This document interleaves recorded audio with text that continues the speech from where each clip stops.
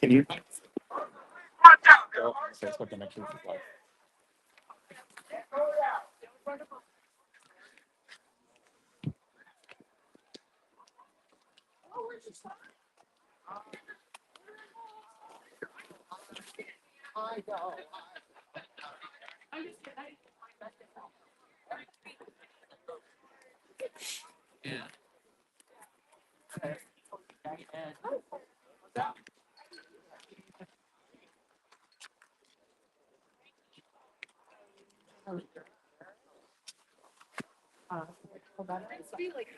Is it up to this?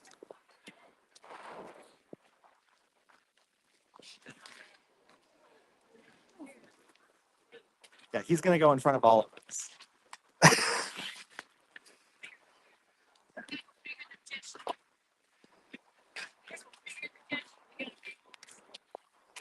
Rose, my dear. Are we scouting from up here instead? Well, kind of the idea was for you guys to spread out so we could get equal coverage. You guys good? Exactly. All right. All right. This is awesome.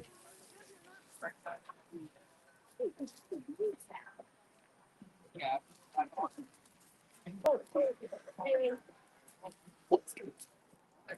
Feel it. You are, babe. You're gonna be the favorite.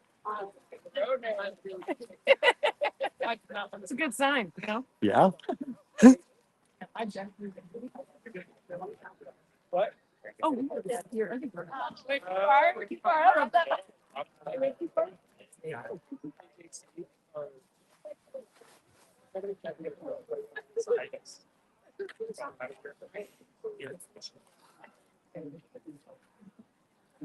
I got somebody on it. Sorry.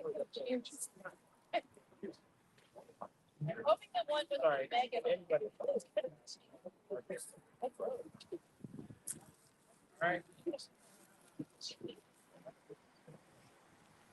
All right, 309. We're gonna start now. Come on.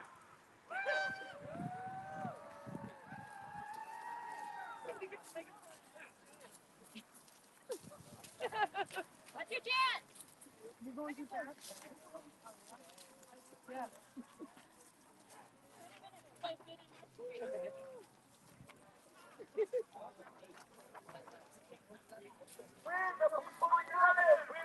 be divided. When we're united.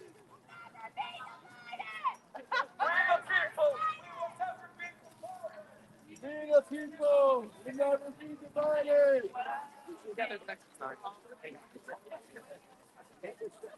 Yeah.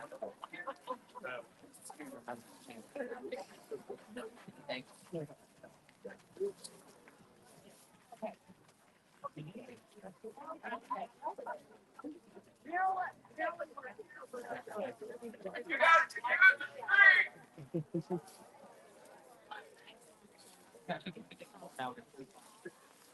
We're the people. We run this street.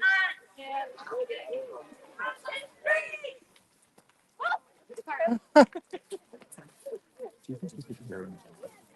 Could you carry him about it?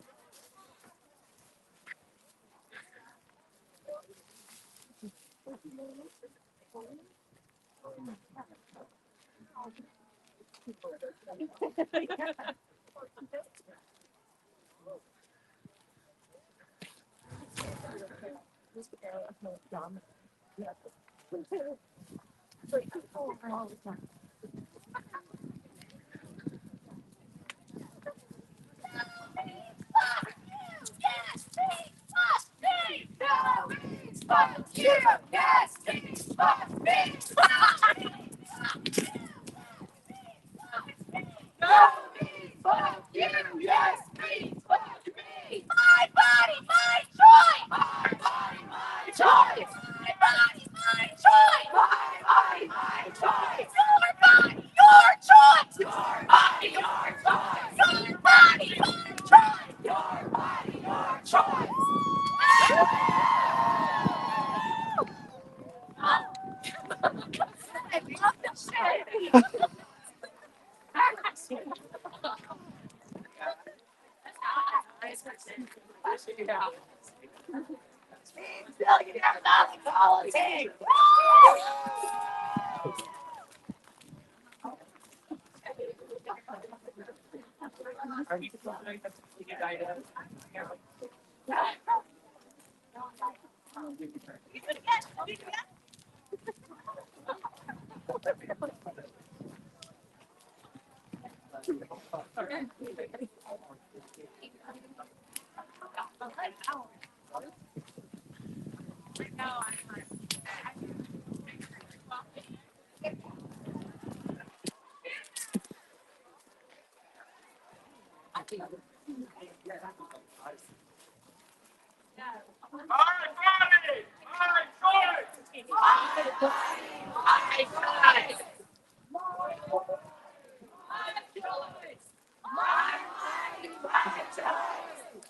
My body, my choice.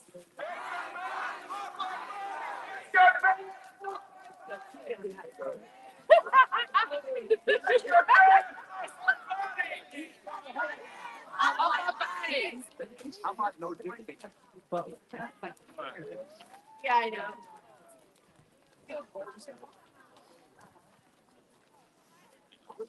Sorry. Yeah,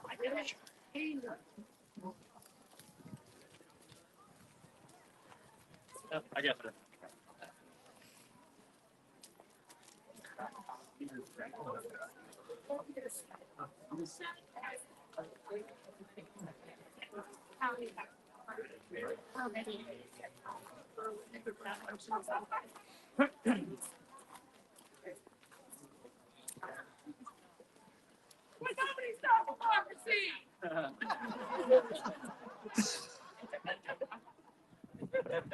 Don't be subtle. Let's make you trouble. No dictators. No dictators. No dictators. No dictators! No dictators. No dictators. No dictators! No. No dictators! No. No dictators! No dictators!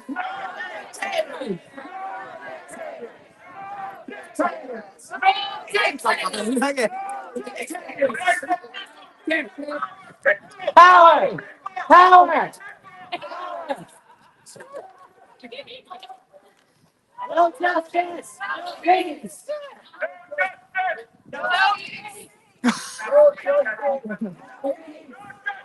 No peace. No peace!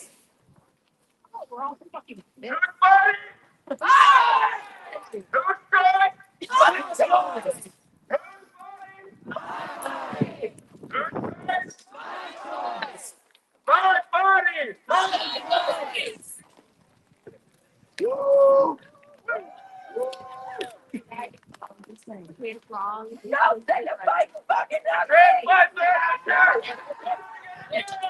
Fight back. When transplants are under attack, what are we gonna do? Fight back. Transplants are under attack, what are we gonna do? When working rights are under attack, what do we do? Fight back. When women's rights are under attack, what do we do? Fight back. When the people's rights are under attack, what do we do? Fight back. When fascism threatens democracy, what do we do? No dictator! We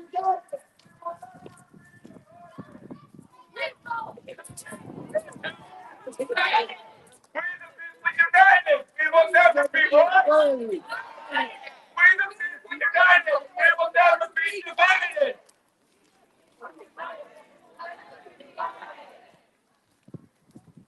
We won't go back. No We going won't back. go back. No going back. We won't go back. No. Whose streets are these? Our streets. Woo! Whose streets? Our streets. Who? Our streets. So the first. Power like power. People take the power away from people. Don't talk.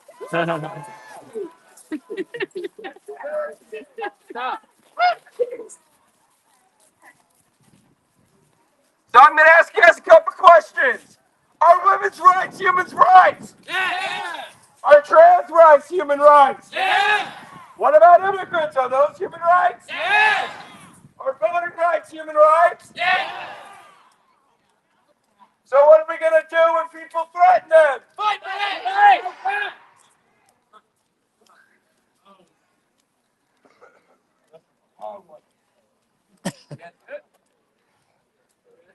I don't know what I've been told. People here are mighty bold. And that's one thing clear to me. The people have unity. Rising struggle, not divide. The people marching side by side. The people marching side by side. God, yes. Fighting for help, not for war.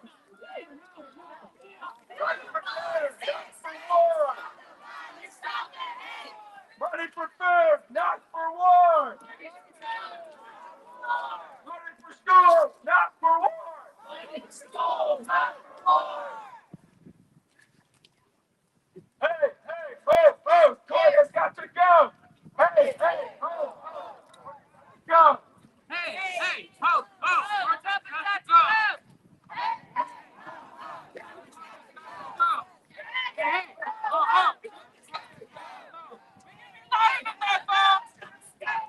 What do we want?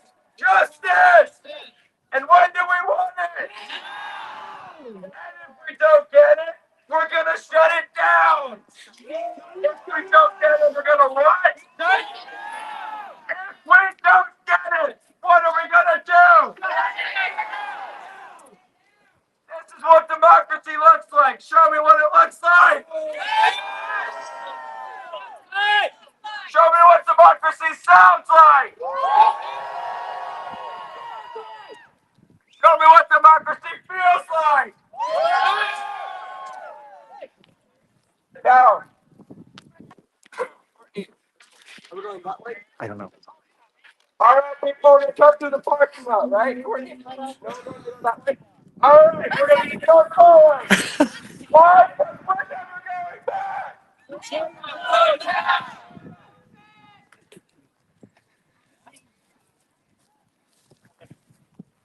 We the people united. We will never be divided.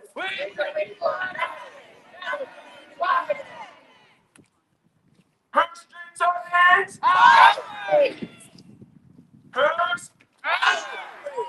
When I said people, you said power. People. People. When I say trans, you said rights. Trans. Trans. When I say women, you said rights. Women. Women. When I say voting, you said rights. Voting. Voting. When I say immigrant, you say rights. Immigrant. Immigrant.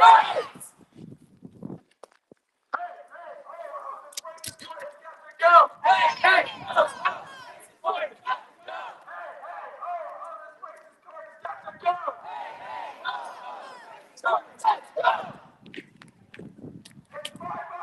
Choice.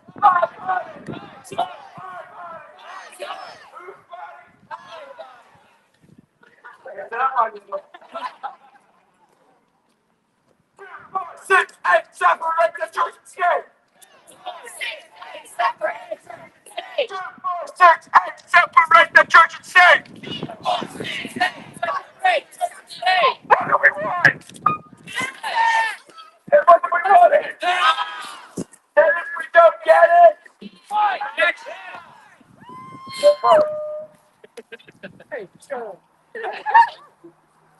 what do we want? Justice! When do we want it? Now! And if we don't get it, we're gonna fight for it. Hey, Sonny, make good trouble! Heroin from right before please. Ladies and gentlemen, keep all hands speak inside the march at all times. Money for help, not for war. Money for help, Not for war! money for care. Not for war! Money for food, Not for war! money for for schools. Not for war. Money for help. Not for war. Money for care. Not for war. Money for food. Not for war. Money for schools. Not for war.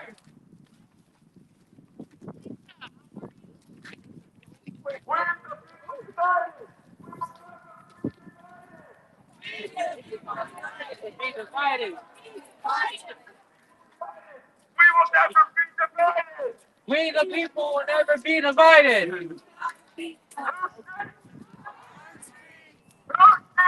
Our streets. What do we want? Get it up. What do we want? Now!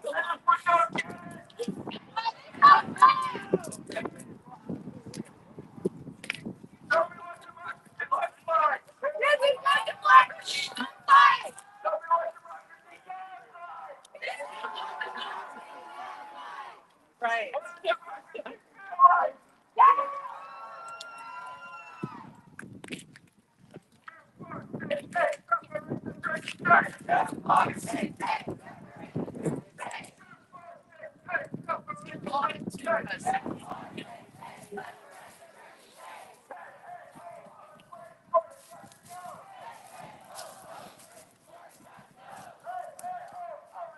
What does democracy feel like? Let's just go.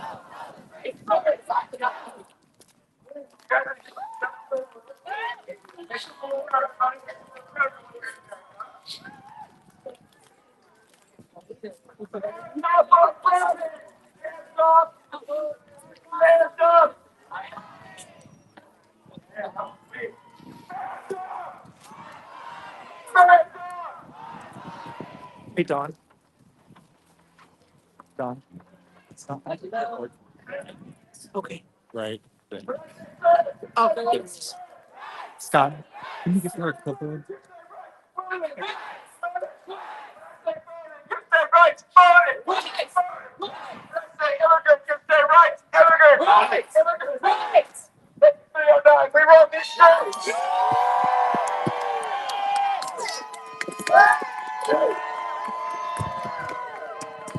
If you want democracy, make some noise.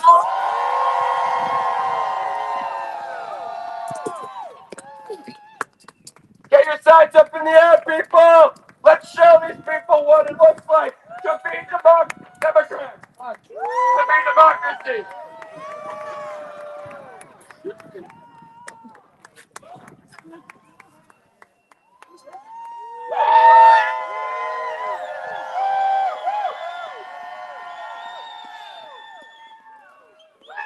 We're not going back. We're not going back. We're not going back. We're not going back. We're not going back. We're not going back. We're not going back. We're not going back. We're not going back. We're not going back.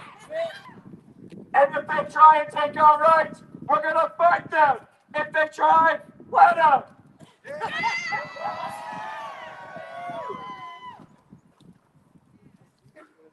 Trans rights are human rights.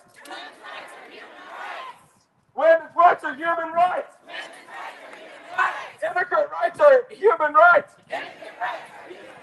Voting rights are human rights. People's rights are human rights. 2468, separate the church and state. 2468, separate the church and state. Hey, hey, oh, this racist court has got to go. Hey, oh, this racist court has got to go. Whose streets are these? Whose?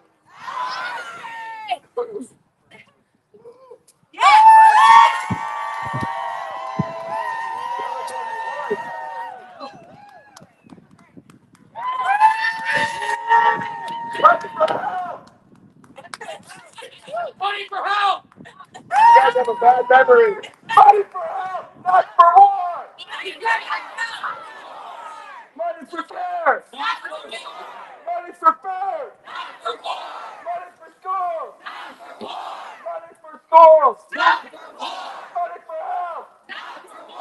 Money for care. Money for food.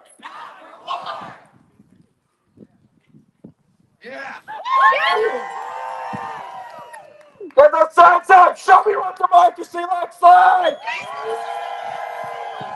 Show me what democracy sounds like. Let them know what democracy feels like.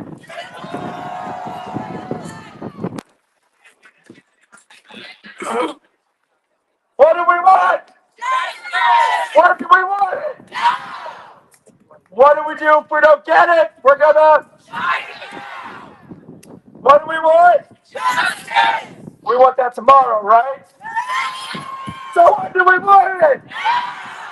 And if we don't get it, we're gonna roll over and take it, right? So what are we gonna do?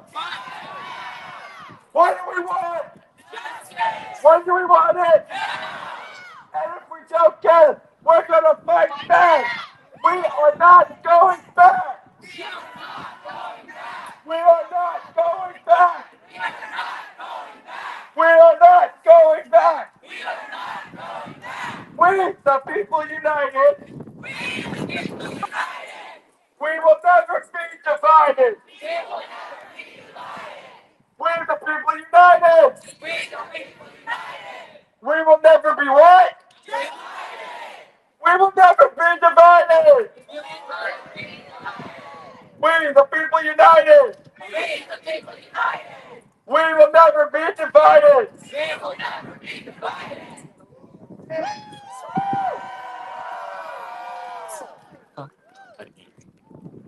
Women's rights are what? Get who? Same for immigrants, right? Voting rights? Trans rights? Queer people's rights? People of color?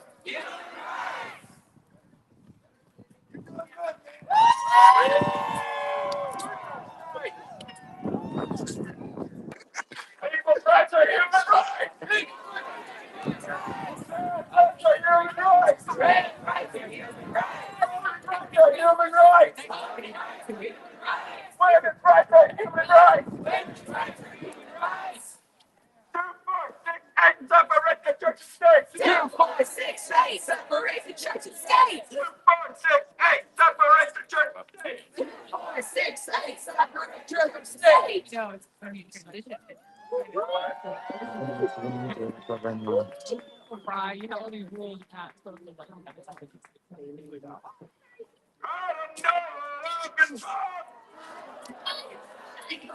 The people here are mighty evil. Right there. And that's one thing that's clear to me. The people here are unity.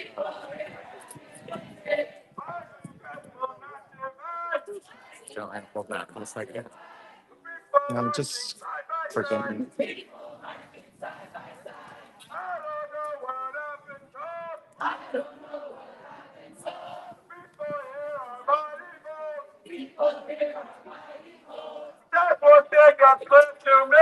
That's one thing that's clear to me.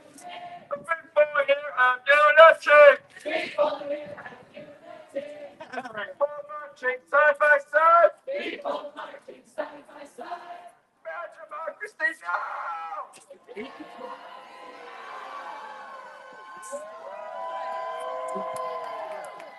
Hey,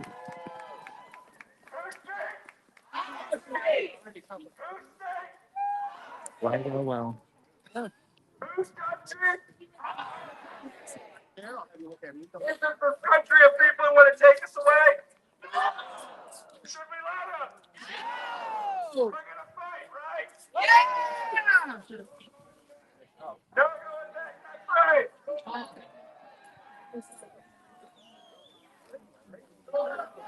Settle down. Right, okay.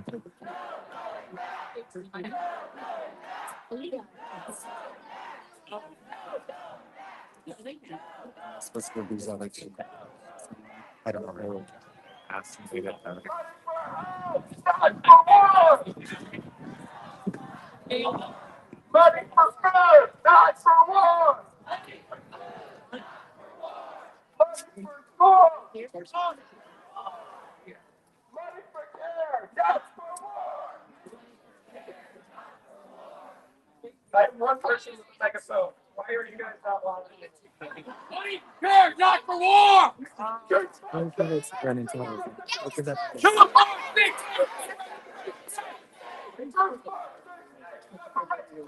Steal politics. And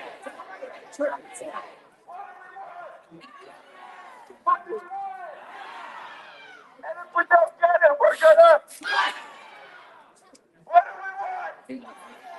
Why do we want it? And if we don't get it,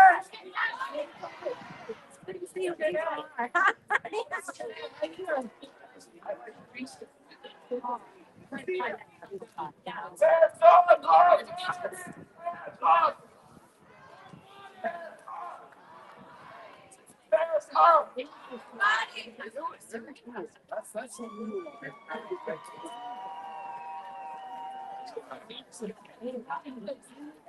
Somehow I would have gotten a love. Yeah, after this, we are gonna be having. And then put you in the sun afterwards. Yeah.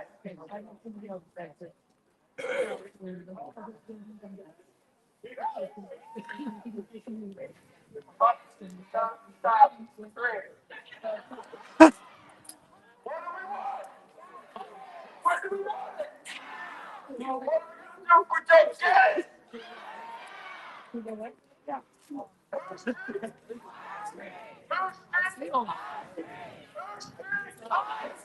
What is that? Well, you're not it. We will never be divided. We the people united. We will never be divided. Not at all. Ready to go.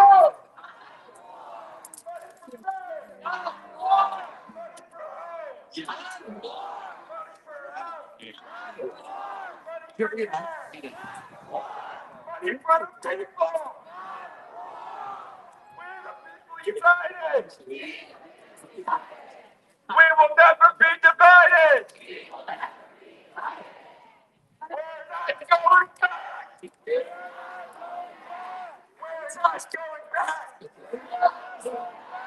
We're not going back. We're not going back. We're not going to fight, right? We're going to be what? Yeah, no. How about that? Yeah, so yeah. You really were something about spoken, but I'll keep picking it up. You don't want to need it.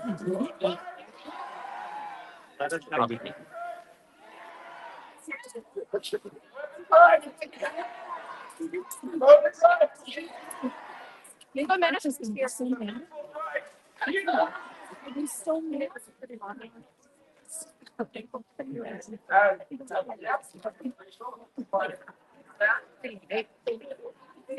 Yeah. We're the people united. We'll never be divided.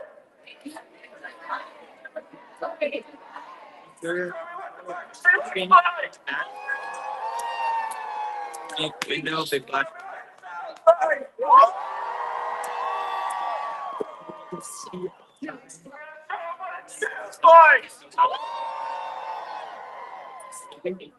Okay, crazy. Yes, we had a bunch there. But what? What?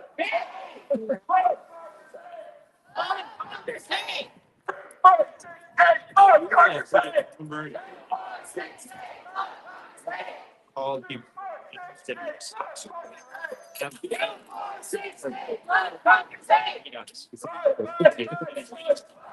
I just can't change his voice over so your whole speech. You're fighting about the rest recording. You want those back?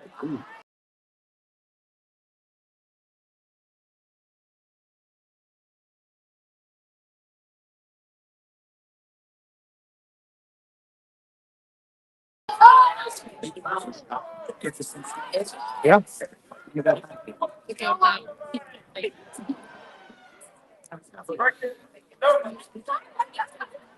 I'm supposed to be looking for your husband. Oh, the quicker one? Yes. Okay. Could you, I'm River. I was the one who emailed you. Yeah, I just So, yesterday, I made a statement. I said, if you're a senior, but that's not actually. So this is true. Which the mission of the kind of us to. Thank you. Thank you so much.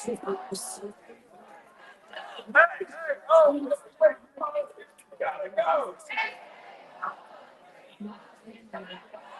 Hey, oh, wait, gotta go.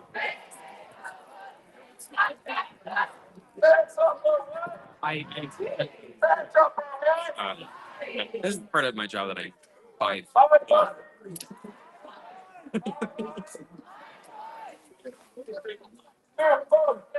Separate the church and state. Separate the church and state. Hey, look, can you sit this out? River, thank you.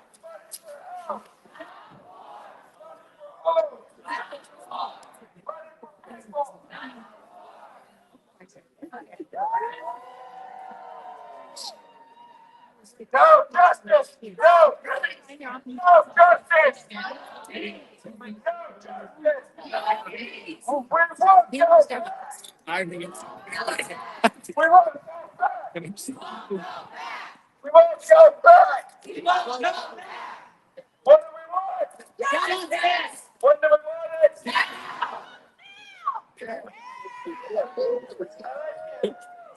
Yes! We're talking. Yes!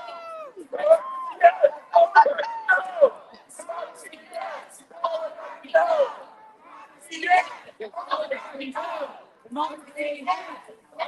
No! All right, Leo guys, you're gonna love the crowd. I'm gonna introduce the lovely Mr. River Russell.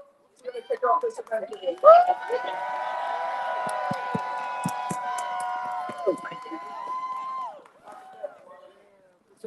I was like, I know.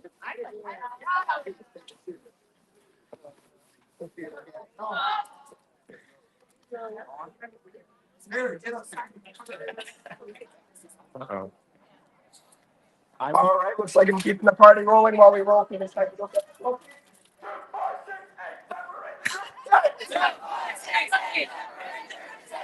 468 separate church state. 2, 4, 6, 8, separate the church and state. Whose body? My body, Whose choice? my choice. Whose body? My body, Whose choice? my choice. Whose street? My streets. Hello, hello. Oh, there we go. Now we got some sound. How's everyone doing? Awesome. Good morning, people of the greater Peoria area. Thank you so much for being here. It may be 30 degrees outside, but that won't stop us from standing up for our rights. When I say people, you say power. People. People. Wow, y'all. I'm just amazed at how many people are here.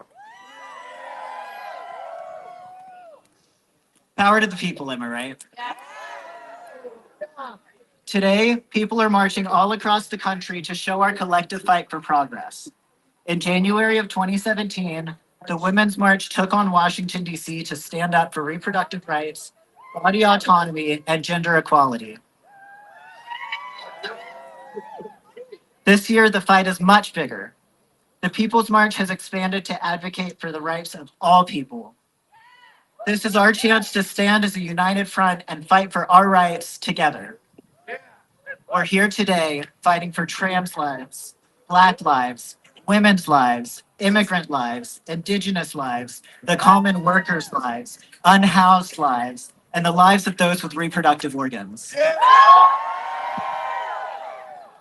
We're fighting for affordable health care, fair and equal elections, freedom from gun violence, advanced education, and our freedom to get home safely every night. Honestly, who cares about gas prices when our rights are at stake? We have bigger battles to focus on. We are worth fighting for. Our families are worth fighting for, and our future is worth fighting for. Thank you all for coming out today and showing your support. I'm River Russell. I'm a board member at large with Peoria Proud. Thanks for having me. I'll be your MC for the day. Okay, with that being said, I want to remind everyone that we're doing a donations drive for Lula. Lula is a local grassroots organization who's out there on the streets directly supporting our unhoused community. With the recent decision to criminalize camping outdoors in public spaces in Peoria, our unhoused community is struggling to figure out where to go.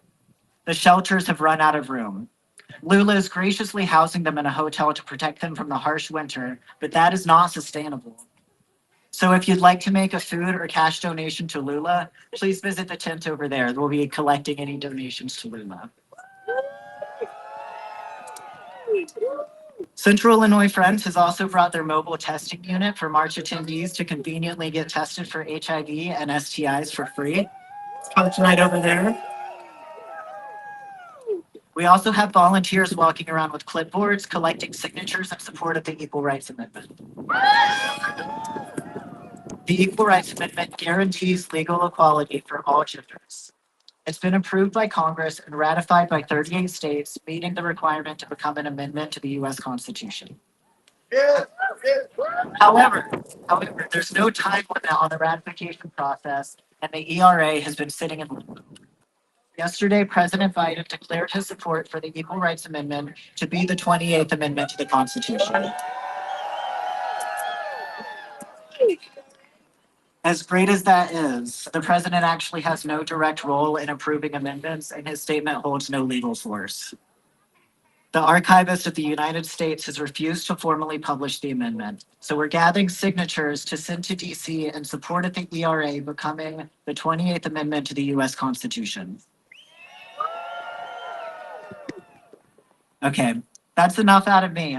We have an amazing lineup of speakers who I'm sure you're all eager to hear today.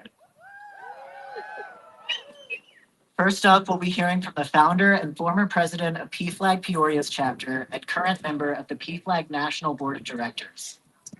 PFLAG is an LGBTQ+ advocacy organization led by friends and family of LGBTQ+ people. The organization works to ensure LGBTQ+ people everywhere are safe, celebrated, empowered, and loved. Please help me welcome Amy Orwig.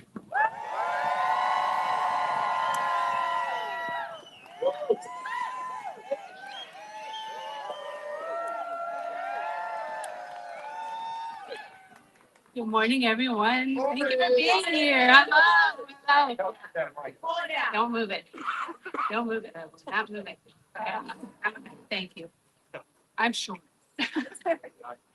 All right. Oh, I appreciate that. Thank you. All right. Excellent. Thank you. Okay. So, just over 50 years ago, a small, soft-spoken school teacher, Jeannie Manford, found her voice. She had grown tired of her son being beaten up just because he was gay. She found that as a loving parent, she could no longer be a closeted mother, and proudly proclaimed her love for her gay son. Her example led to the formation of this nation's largest, oldest organization that works for the justice and safety of the LGBTQ plus community and those who love them, PFLAG. Today, we are all embodying her spirit of leading with love. And we are also echoing the powerful actions of others who found their voices in times of trouble, People like Dr. Martin Luther King Jr., Bayard Rustin, and Susan B. Anthony, and so many others. People who could no longer sit by quietly, like those who came before. We will not be quiet. To my fellow allies, we must not let them continue to spread their lies. It's time for us to find our voices and rise. Start in small ways and continue in larger ways. Show up online, in person and in break rooms, in boardrooms and in staterooms. Share your story. Focus on love. Let's make them see that we love our families and our community, and we will do whatever it takes to make sure they can safely live their lives. Lives free from hate, lives free from fear, lives full of love, lives full of hope. When our community is looking for a safe space, let's make sure they know they can find it here with us. Us. Look around. We have us. We are not alone. We are never alone. We have always been here. We are here now. We will be here tomorrow.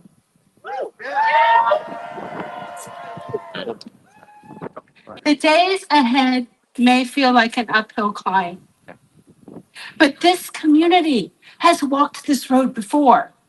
We know the way. And while this climb is not one any of us want to do again, we know we can do it together. The road ahead looks unwelcoming and fraught with unknown dangers, true. But know this, together we will win. Our love is louder and we will prevail. Speaking of winning, don't believe the lie that hate won by a landslide. It did not. The margins were slim. We can turn the tide in our favor, but it will take work. We will need to be braver and louder than ever before. The road will be tough, but the victory will be sweet. How will we win? Right. By persistently and consistently speaking truth, by showing love day after day, week after week, month after month, until they see us for who we really are, people, real people who are worthy of respect and love. We will win by remembering that we are worthy of respect and love. We will win by not letting anyone tell us we are not worthy. We will win by remembering that we have done nothing wrong. Standing up for love and justice and equality is never wrong. We will win by having the audacity to hope. Remember, friends, hope is an act of resistance. Don't you ever lose hope. To our transgender community, your very existence is an act of resistance. You must continue to be. Make them see your humanity. Today we showed up and we must keep showing up, not just today, but tomorrow and tomorrow's tomorrow. Let's make this promise now. We will keep showing up for this community and for each other. I leave you with a quote by Mahatma Gandhi. When I despair, I remember that all through history, the ways of truth and love have always won. There have been tyrants and murderers, and for a time they can seem invincible, but in the end, they always fall. Think of that. Always. Victory, friends.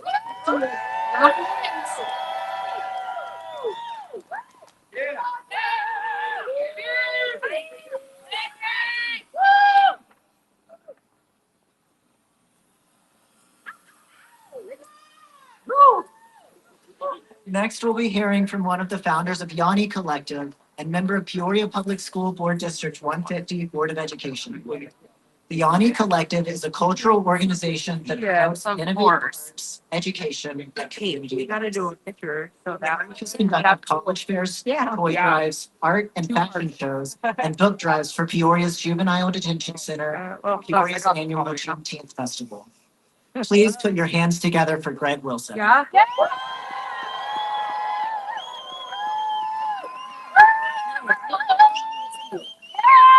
Yeah.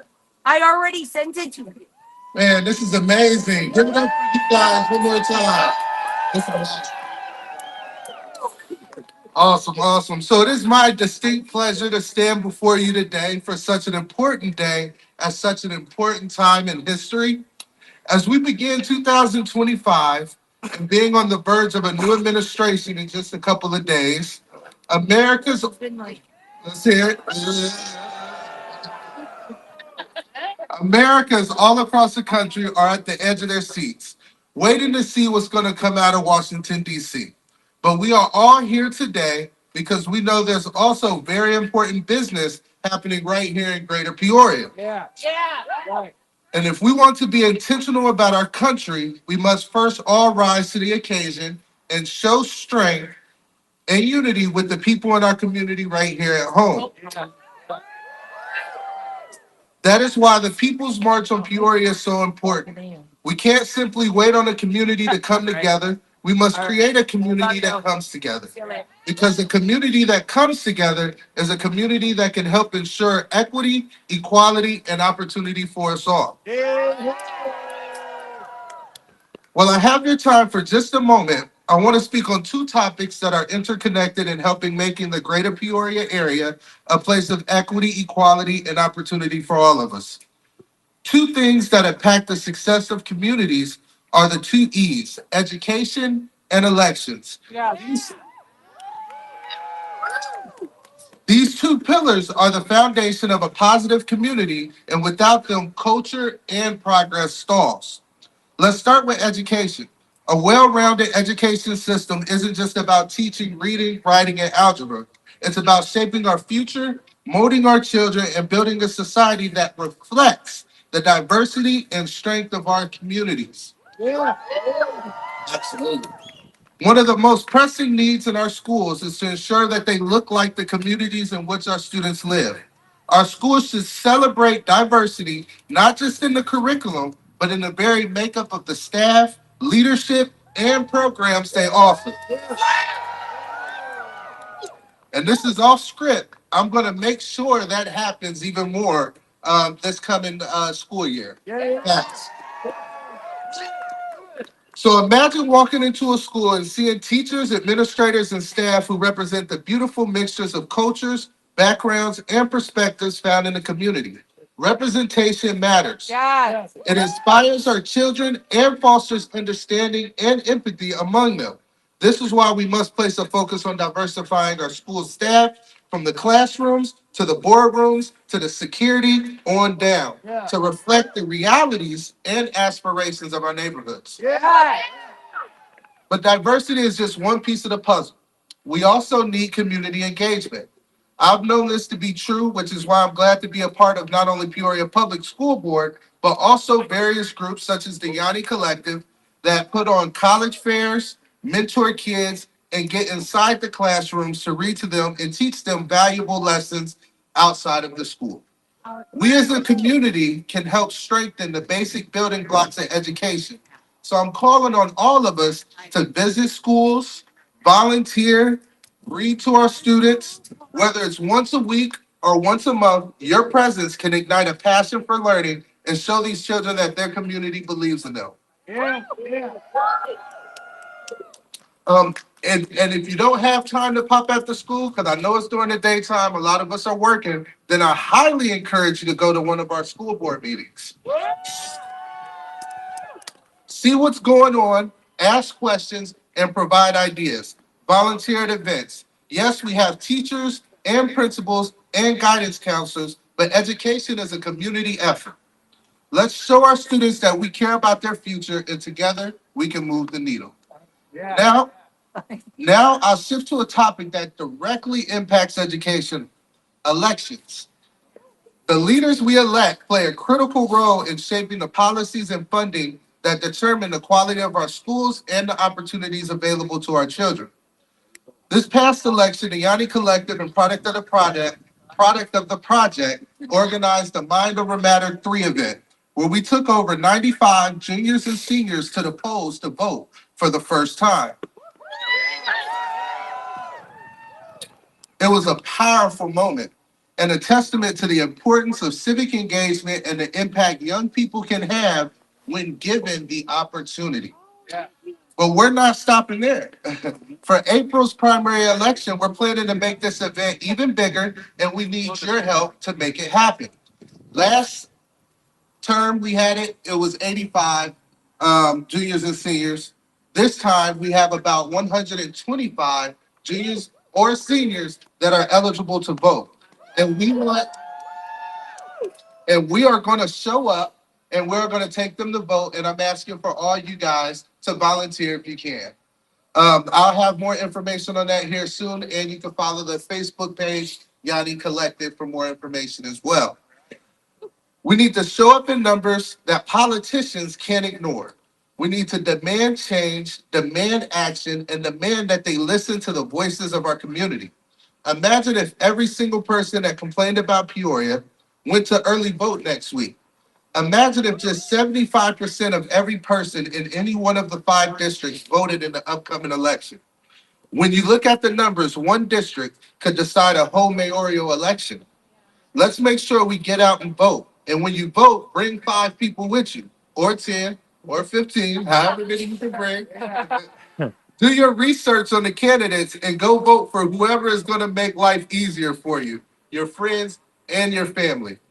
And I took this part out, but I think it's very important to note that I think we should no longer look at these popular last names and these creative slogans and things of that nature.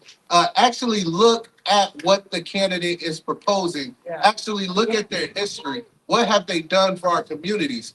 We have, and it's no problem to want to run, come here, after living here for a year and run for office. That's fine, but you have to know the community first. How can you help us if you don't know the community? So I ask you to join us, not just in voting, but empowering others to do the same. Talk to your friends, your neighbors, your homies, and your family. Encourage them to register, learn about the candidates, and make their voices heard. As we march today, let's remember why we're here. We march for education, equity, and progress. We march to show that we are stronger together. And when we show up at the polls, we prove that our voices matter and we're a force to be reckoned with. Thank you, and let's continue to fight for the future we believe in. Appreciate you.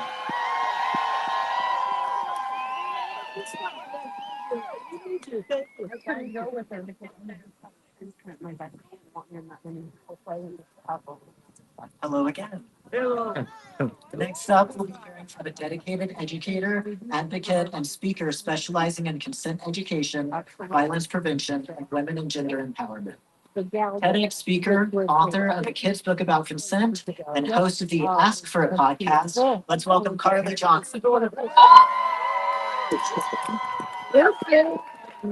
There's one more person that we just ran into. It's got one more. Hello, Peoria. Peoria, hi. I want to start by thanking you all. This is a speech that I've written, that I have given a couple of places throughout the country. But I will say this is the first time I'm giving this See over there speech with River? in my community, Yes. with my friends and with my people. Thank you. And so this is a very vulnerable moment for me. Tell it. And also, I want to offer a trigger warning.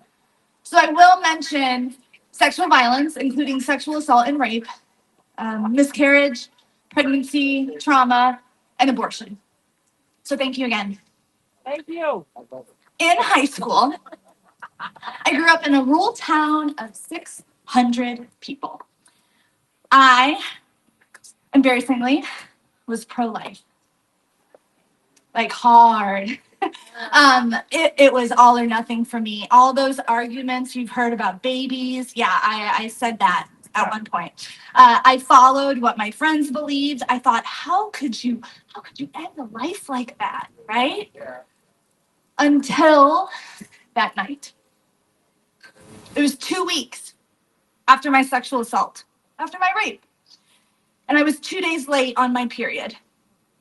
And I was still trying to comprehend what had happened to me. We had sex.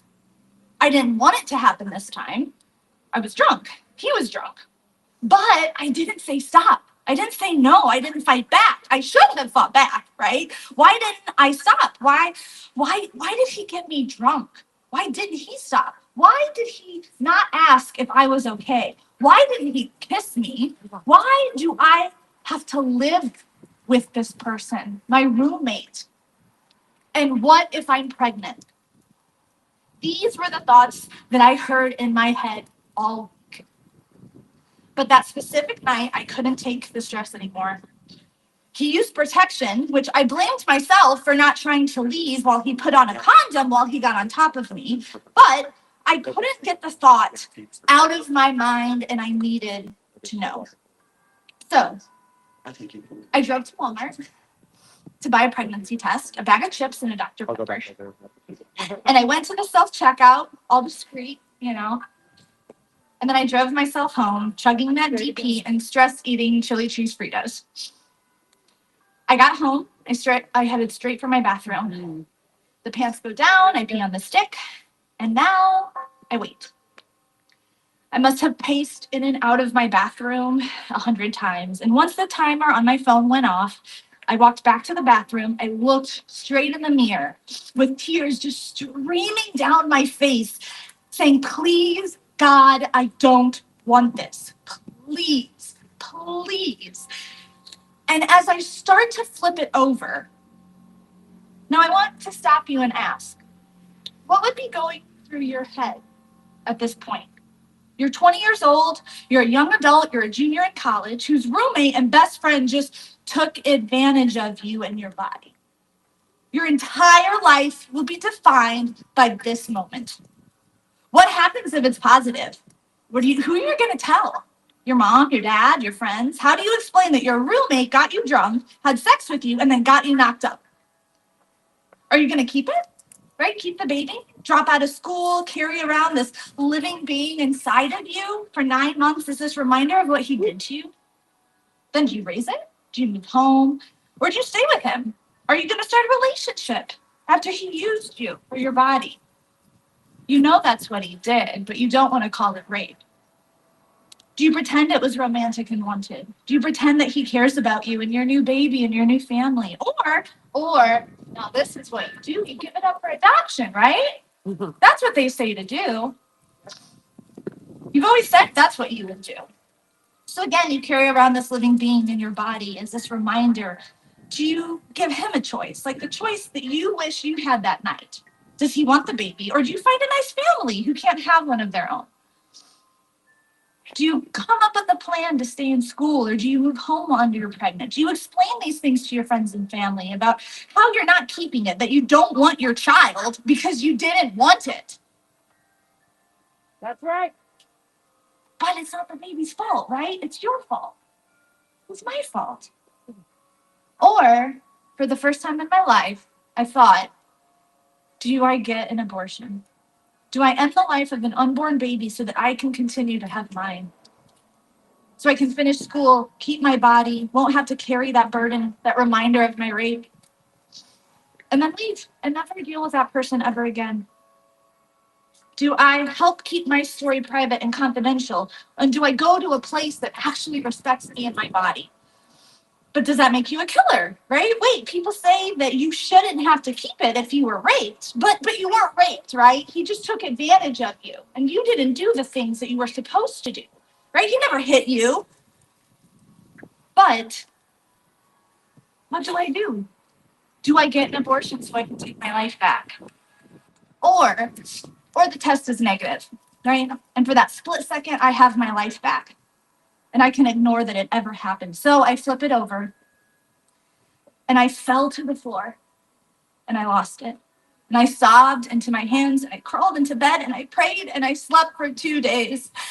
And for the first time in my life, I thought about my choices, about my life, and the choices of every other woman and birthing person and human being who has those reproductive organs. The answer for me was easy. And you can call yourself pro-life all you want, but forcing pregnancy and childbirth on a person against their will is torture.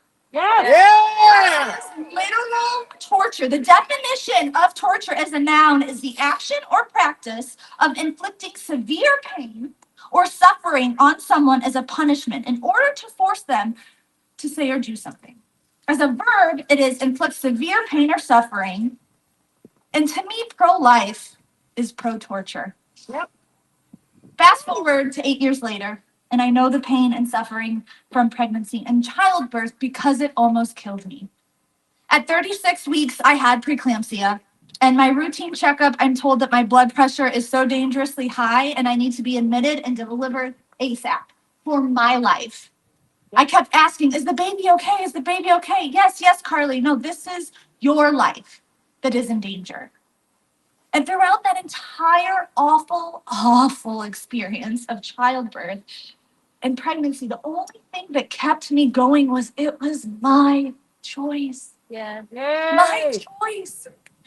I chose to watch what I ate, attend all those doctor's appointments, take prenatal vitamins. I had doctors insert their hands and objects into my vagina, get morning sickness, buy maternity clothes. I developed yeast infections. I would cry at the drop of a pin. I broke out in shingles. I got preeclampsia. I laid in bed for 3 days with no food or water. I would violently shake, had my stomach cut open. I recovered from surgery. I hallucinated. I paid thousands of dollars. And y'all, I piss my pants every time I sneeze now. Right? Yep. But the thing is, I chose to take on all those physical, emotional, and financial hardships because I wanted that baby. Oh, and I was ready for him. Many of you have met my son, who is incredible. And I tell you, Yep. I chose motherhood. And forcing that onto someone is unconstitutional. It is not pro-life. It is humane. It is villainous. And it's torture. And it needs to be stopped. Yeah. Yeah. 2 years later, after the birth of my son, I miscarried. And while I mourned and I grieved the loss of potential life of my child, the one thing I needed to hear is that I was valued. That I was valued more than that fetus. That my health, my body, my family, my career, and my life were valued. So if you are someone who agrees with these restrictions, these laws happening across the country, those people who are in your lives that you fight with daily, ask them, do you support torturing people with reproductive organs? Because that's what's happening. Yep. We are being forced into physical pain and suffering and punishment for having sex. Yep. And I stand here today as a woman, as a person who has had too many traumatic experiences with sex and pregnancy. And what I need from you, from all of you, what we need to hear and see are your actions.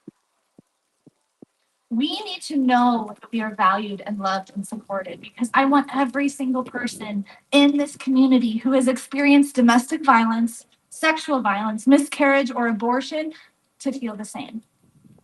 But my real goal, my ultimate goal is prevention. I have dedicated my life to education and prevention so that others don't have these experiences. So others don't have to make those decisions. To stop sexual and dating violence, to stop abortion, we need comprehensive sex education. Mic drop. Not just what is a penis, what is a vagina, here's a pad, good luck. No, we need to be teaching our youth about consent, about birth control, their rights as a human being, and that healthy sex is good. Sex with another person is a privilege. Sex with yourself is a human right. So please, today, I am begging you, support us. Not just today at this rally, at this march, not just this month, and not just these 4 years, but support your community and the organizations doing the work. Support Planned Parenthood, Central Illinois Friends, Peorians for Reproductive Health Care, the Center for Prevention of Abuse, and the Holt Center. These are the groups that are in our community teaching our kids what they need to know. So today, as we come together, I want to thank you all for joining me in preventing the bad and empowering the good. Thank you.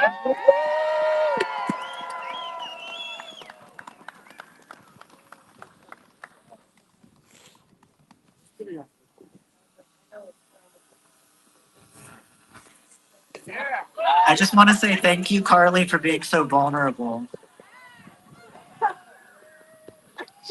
Take a minute for the signs. I love the enthusiasm y'all have today. The National People's March was organized by the Women's March Organization, Planned Parenthood, and the National Women's Law Center. They're expecting 50,000 people to show up to the march in DC today. We're so excited to have with us the Program Manager of Advocacy and Campaigns for Planned Parenthood Action Illinois. Please give a warm welcome to Jess Sturgis.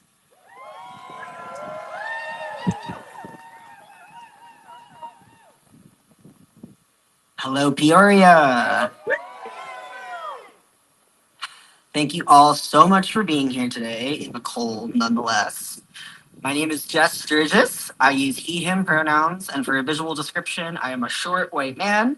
I have brown hair, I wear glasses, and today I'm wearing yellow pants, a black winter coat, and a black hat.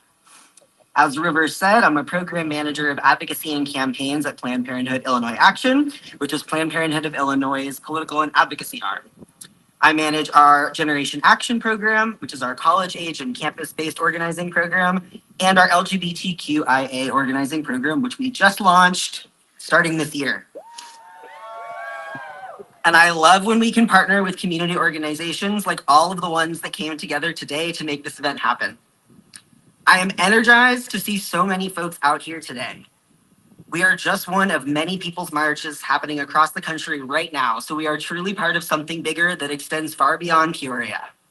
I am here with you today in solidarity, in anger, in power, and in community, as we have gathered to demonstrate our commitment to protecting our rights, to expanding our rights, and to each other.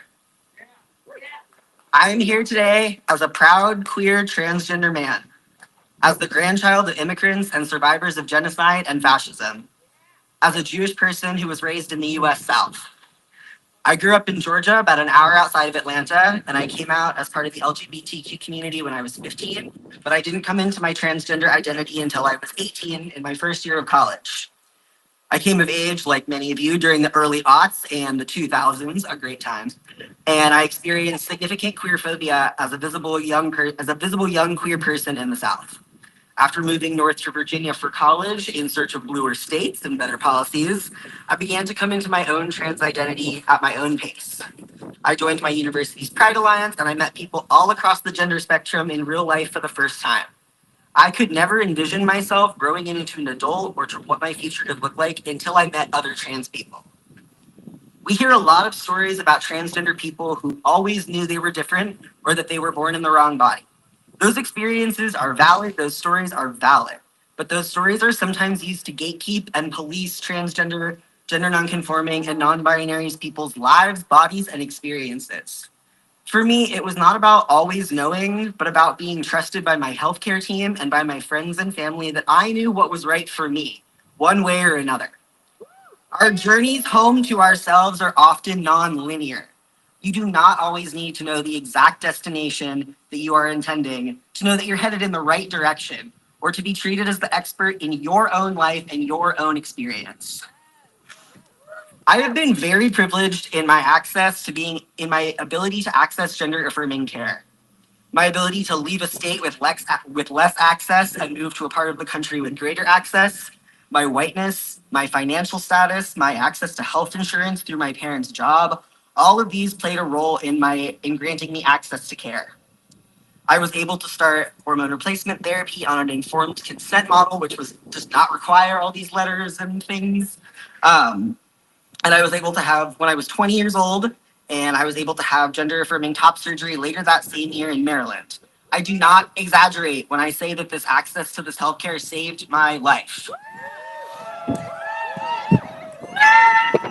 But not only did I have access to the healthcare itself, I had access to the practical support and the mutual aid that I needed to truly just be able to focus on my healthcare needs. I had people in my network that donated money towards my recovery, which allowed me to take the time off work, non-paid, that I needed to be able to heal. I had friends that took their own PTO and sick time to come and care for me after surgery when my blood family could not. I had loved ones that could help me with cooking, meal preparation, wound care. I had accomplishment. People who were willing to help me confront the obstacles that I was facing and actively help me remove them. Obviously, it has not all been a walk in the park, and I've faced obstacles along the way. I have leaned deeply on the support of my community, but all things considered, I have been very fortunate. I wish that I could say that this is how it is for all of us, or even for most of us. That it's as easy as finding a supportive community and the right healthcare team and just setting it all in motion while dealing with a little transphobia on the side. It should be that easy, minus the transphobia. And it truly can be. It is possible. Everyone should have the freedom and access to make decisions about their own bodies and lives.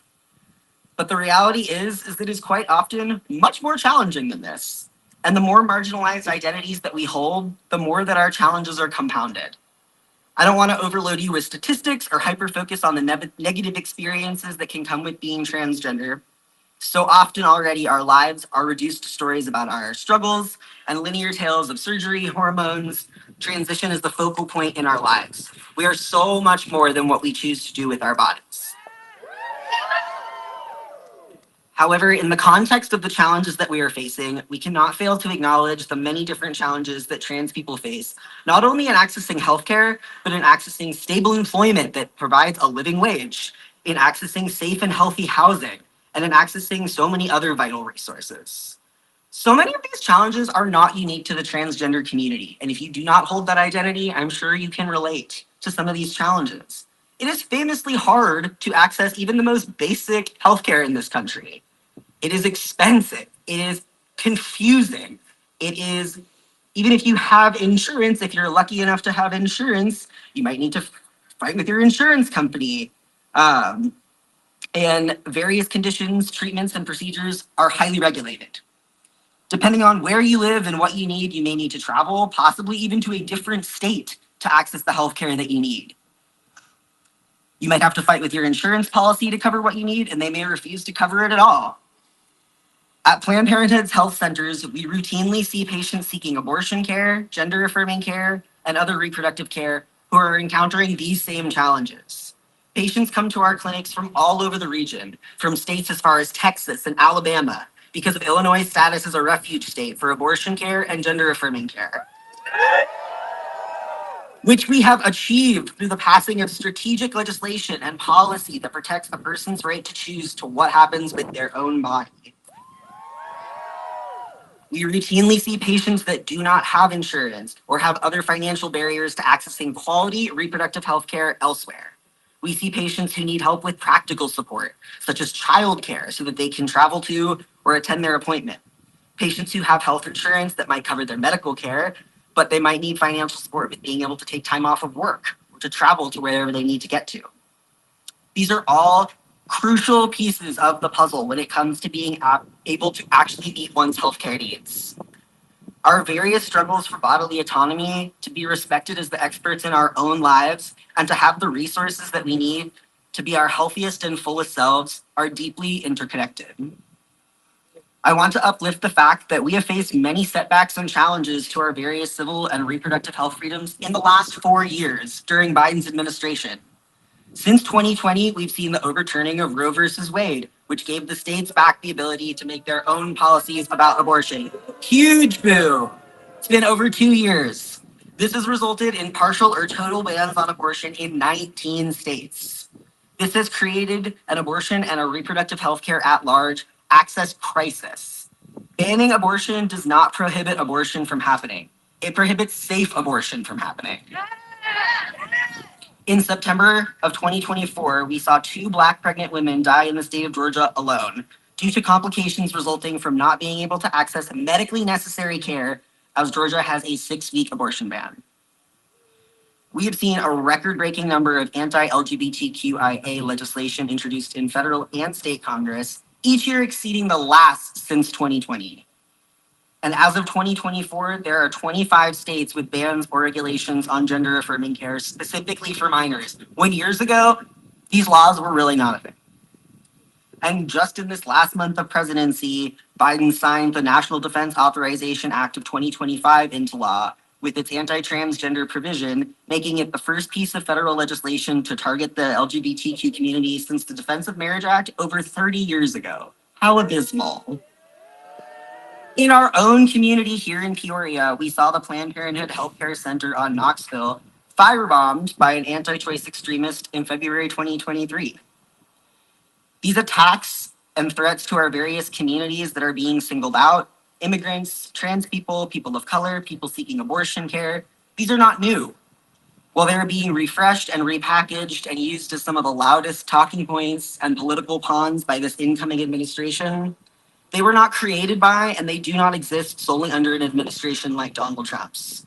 These are hallmarks of fascism, using marginalized communities as scapegoats to say, hey, look, here's a problem that we're fixing, where no real problem exists, to distract the masses from what's really happening. People have shown time and time again that abortion and reproductive freedoms matter to them. Even in this 2024 election, 10 different states had ballot initiatives concerning protections to abortion access, including our neighboring state to the west of Missouri, and they were able to reinstate abortion access this way, bringing that ban number down from what was 22 states with abortion bans down to 19. So still work to do, but better. Planned Parenthood Federation of America has never backed down from a fight, and we won't start now. At Planned Parenthood, we are committed to continuing to provide high quality and affordable reproductive and sexual health care for all. We are committed to non-judgmental, whole person focused healthcare that centers each of us as individuals and as the decision maker in our own lives. Planned Parenthood is here for all people, regardless of gender, sexual identity, immigration status, ethnicity, race, income, disability, or any other background.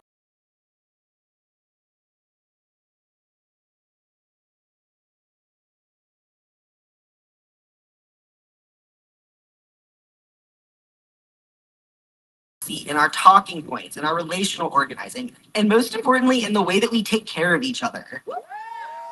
There is no single solution, but there are many solutions to be found in collaboration and in coalition. Being in community with one another means fighting for each other's needs, even when they are different from our own. We are all in this together. So what can you do? You're already here, so that's pretty good. Find your place in this work, the work towards liberation for all of us. You do not need to look beyond your own community. We've got plenty of work to do right here in Peoria, like fighting the recent city council measures that target the unhoused community. Get plugged into sources that you can trust. Identify one cause that you have a personal stake in and one that you don't. Figure out how you can show up for community members in a way that is sustainable for you. So we're in this for the long haul.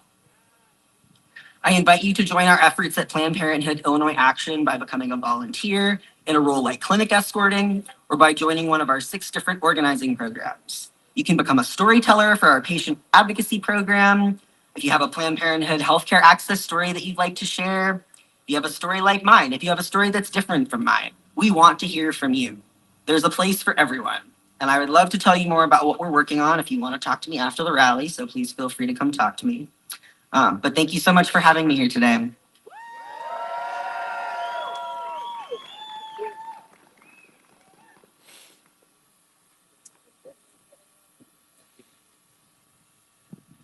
Isn't just fantastic. Our next speaker traveled here all the way from Chicago. As a Mexican immigrant and resident of the Windy City, her work spans the nonprofit, public, and private sectors around issues of gender and racial equity, leadership development, cultural competence, and education. Please put your hands together for the Director of Leadership Development and Capacity Building at Equality Illinois, Norma Celedon.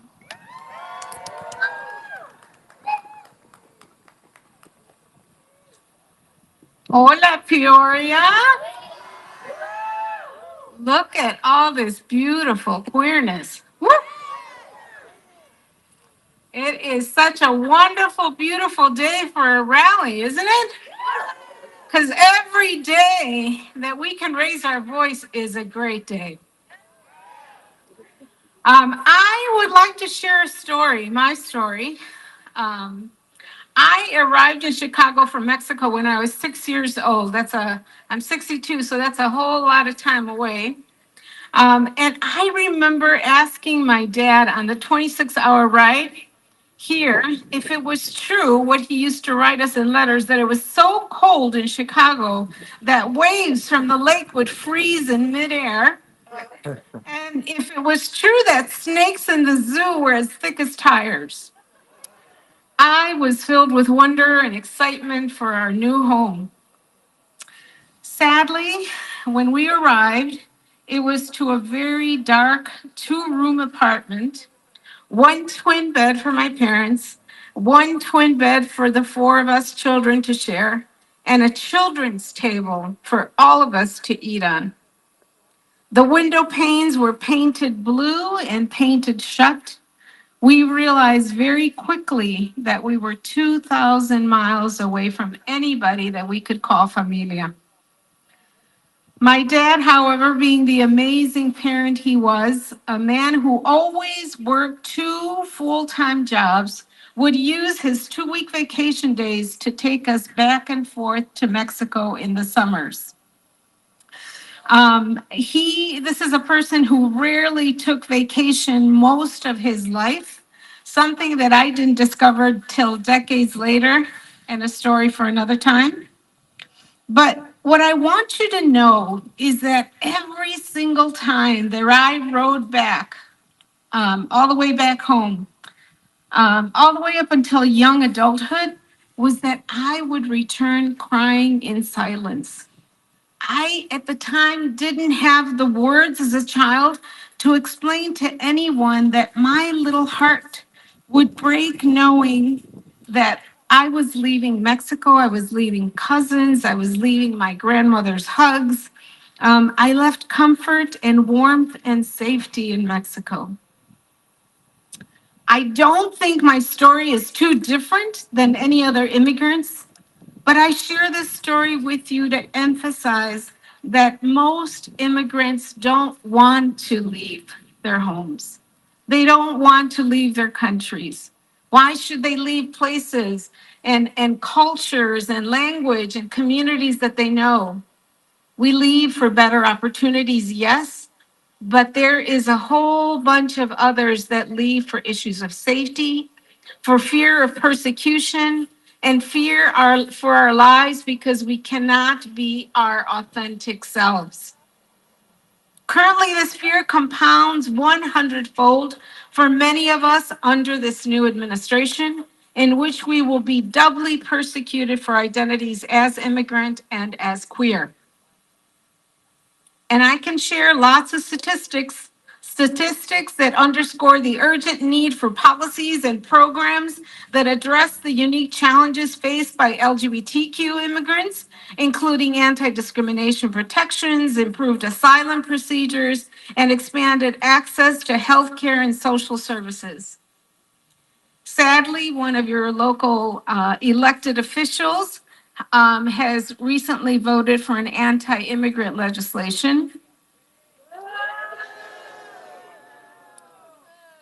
But I am happy to share all those facts with you if you need them, because I think that folks here would not consider those as fake data.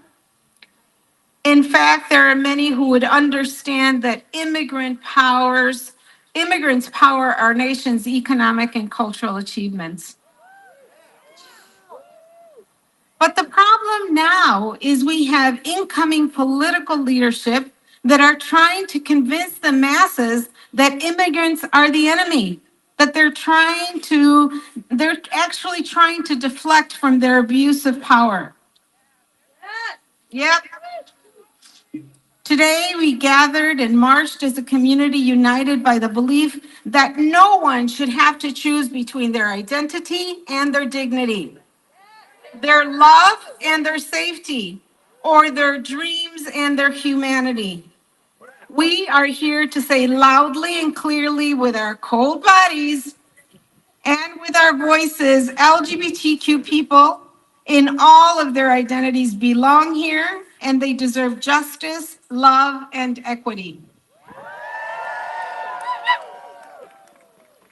I've got lots of stories. I wanted to share one with you about a dreamer who was brought to the U.S. by her biological parents, and despite facing unimaginable hardships, including child abuse, largely because she was not feminine enough, is now a PhD candidate and is the co-director of a nonprofit and is collecting stories about queer people who have contributed to the fabric of our cities. She is essential to the fabric of our history, the real history. Yet she's still undocumented and is fully aware that by living in a country that does not respect the human rights and dignity of every person, she may have to flee outside of the country. I am asking you, listen to stories, seek out those stories, create stories with others. The systems that target LGBTQ people for simply being themselves are the same systems that criminalize immigrants for simply seeking safety and opportunity. These struggles are not separate. They are deeply intertwined. And so too must be our fight for justice. Our liberation is bound together. If we want to see a world where no one is forced to hide who they are, we must demand policies that protect our community members, all of our community members. We must dismantle the systems of oppression that target all marginalized people. Today, I urge you to listen to stories. In the fights we face ahead, there is no room for division. Change is never easy, but history shows us that when we come together, when we refuse to give up on love, on equality, on each other, we can move mountains. To every LGBTQ plus person, regardless of your intersectional identities, you are not alone. You are loved, you are powerful, and together we will build a world where you can thrive unapologetically. Today, I invite you to embrace difference and challenge the unconscious bias that may be trying to sneak up on you. I invite you to embrace what is different with curiosity and open arms, with a fierce kindness that says, "Come here. You are welcomed here. I will also speak for you, with you. I will tell our story." because that is how we create community and that is how we grow into one big familia.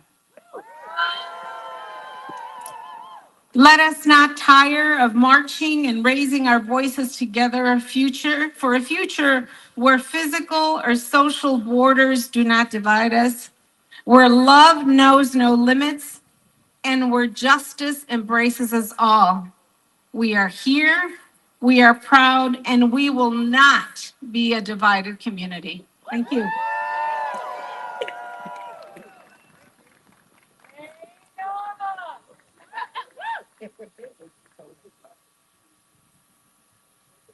Okay, everyone. We got some short speakers. I want to encourage everyone, please stick around. We're halfway through with our speakers and they have some really great things to say. If you're getting cold or thirsty, we have waters and hand warmers. Just go over to the tent and tell them you are freezing and thirsty and we'll help you out. But I think we're on target to be done right around 1, so I won't keep you out in the cold too much longer. Next, we'll be hearing from one of the 3 founders of Peoria's Black Pride Picnic that takes place in July. She's currently employed as a peer outreach specialist at Central Illinois Friends and works to educate the community on a variety of topics and issues. You can also stream her latest single, Late Bloomer, on all platforms. Please give a warm welcome to Dominique Gully.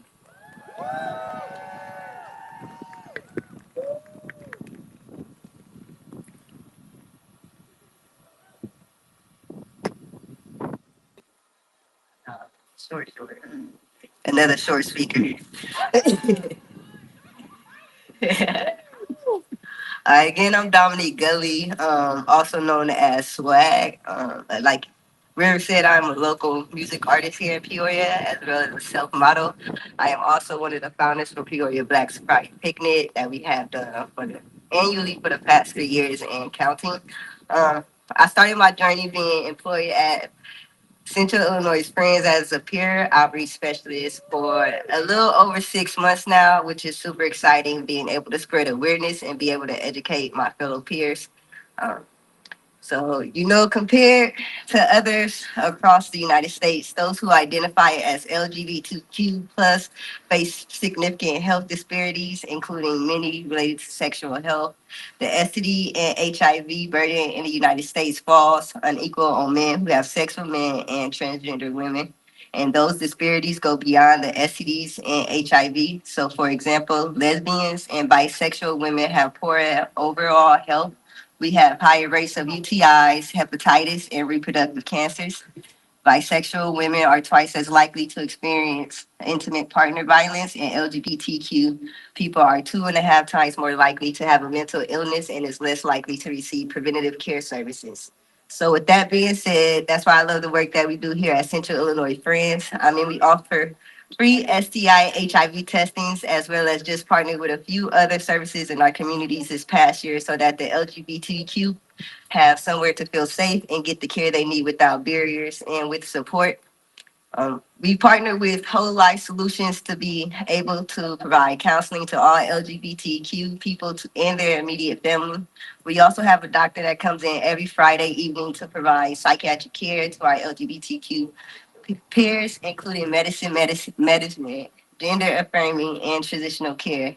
We also partner with family planning to be able to provide pap smears, breast chest exams, and even birth control options. I mean, I grew up watching Noah's Ark and the L Word, and I always admired or was very intrigued by the way the main characters plus their families were so involved in the LGBTQ communities. From the support to the love to the awareness and the education that was given throughout each episode, this basically was like my guidebook. And here I am actually doing the same exact thing, spreading the awareness not only to the LGBTQ plus community, but also to my fellow Black African American community as well. I have reached places my team wouldn't have been able to, and I cherish that. So, with that being said, I partnered with different nightclubs in the urban area to distribute condoms, and it opened many doors for people to feel comfortable enough to open up and come talk to me about these topics. Seeing the excitement it brought to my peers to see they have these condoms available at those places make my heart smile.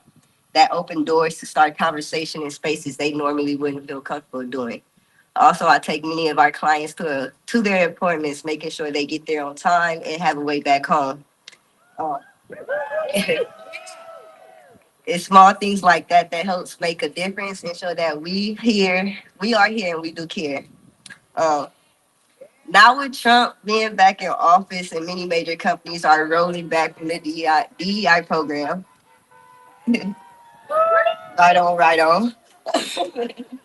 I encourage you to be ready for a change, but also be able to be yourself, even even no more if that makes sense. I myself have faith in our state to continue to be that safe space for us. Knowing that laws can change nationally, I encourage everyone to be ready to adapt. Don't get discouraged and fight even harder than before. I mean, we got this. I don't know if you know, but Illinois was the first state to legalize same-sex activity in 1962. So stand strong and know we got each other. All right, now before I do go, I do want to invite everybody here to our open house on the 20th this Monday at 2 p.m. We are opening our very first LGBTQ plus community center in Peoria. It's right down the street, right there on War Memorial. So just going right down the hill, colorful building. You'll see it. So come meet the team, see the new building, and learn some history about civil rights and the LGBT rights and how they both correlate within each other. I do appreciate each and every one of you for coming to march with us and hear each and every one of us speak on today. Again, my name is Dominique, or you can call me Swag, whatever rolls off your tongue better.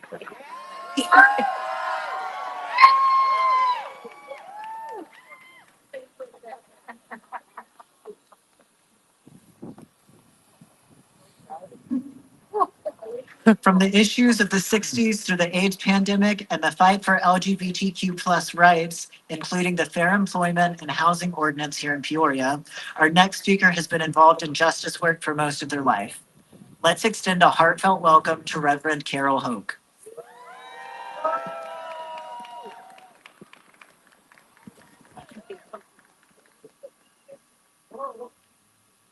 I'll do what I do on Sundays and open this up and scare everybody that I'm going to be here forever.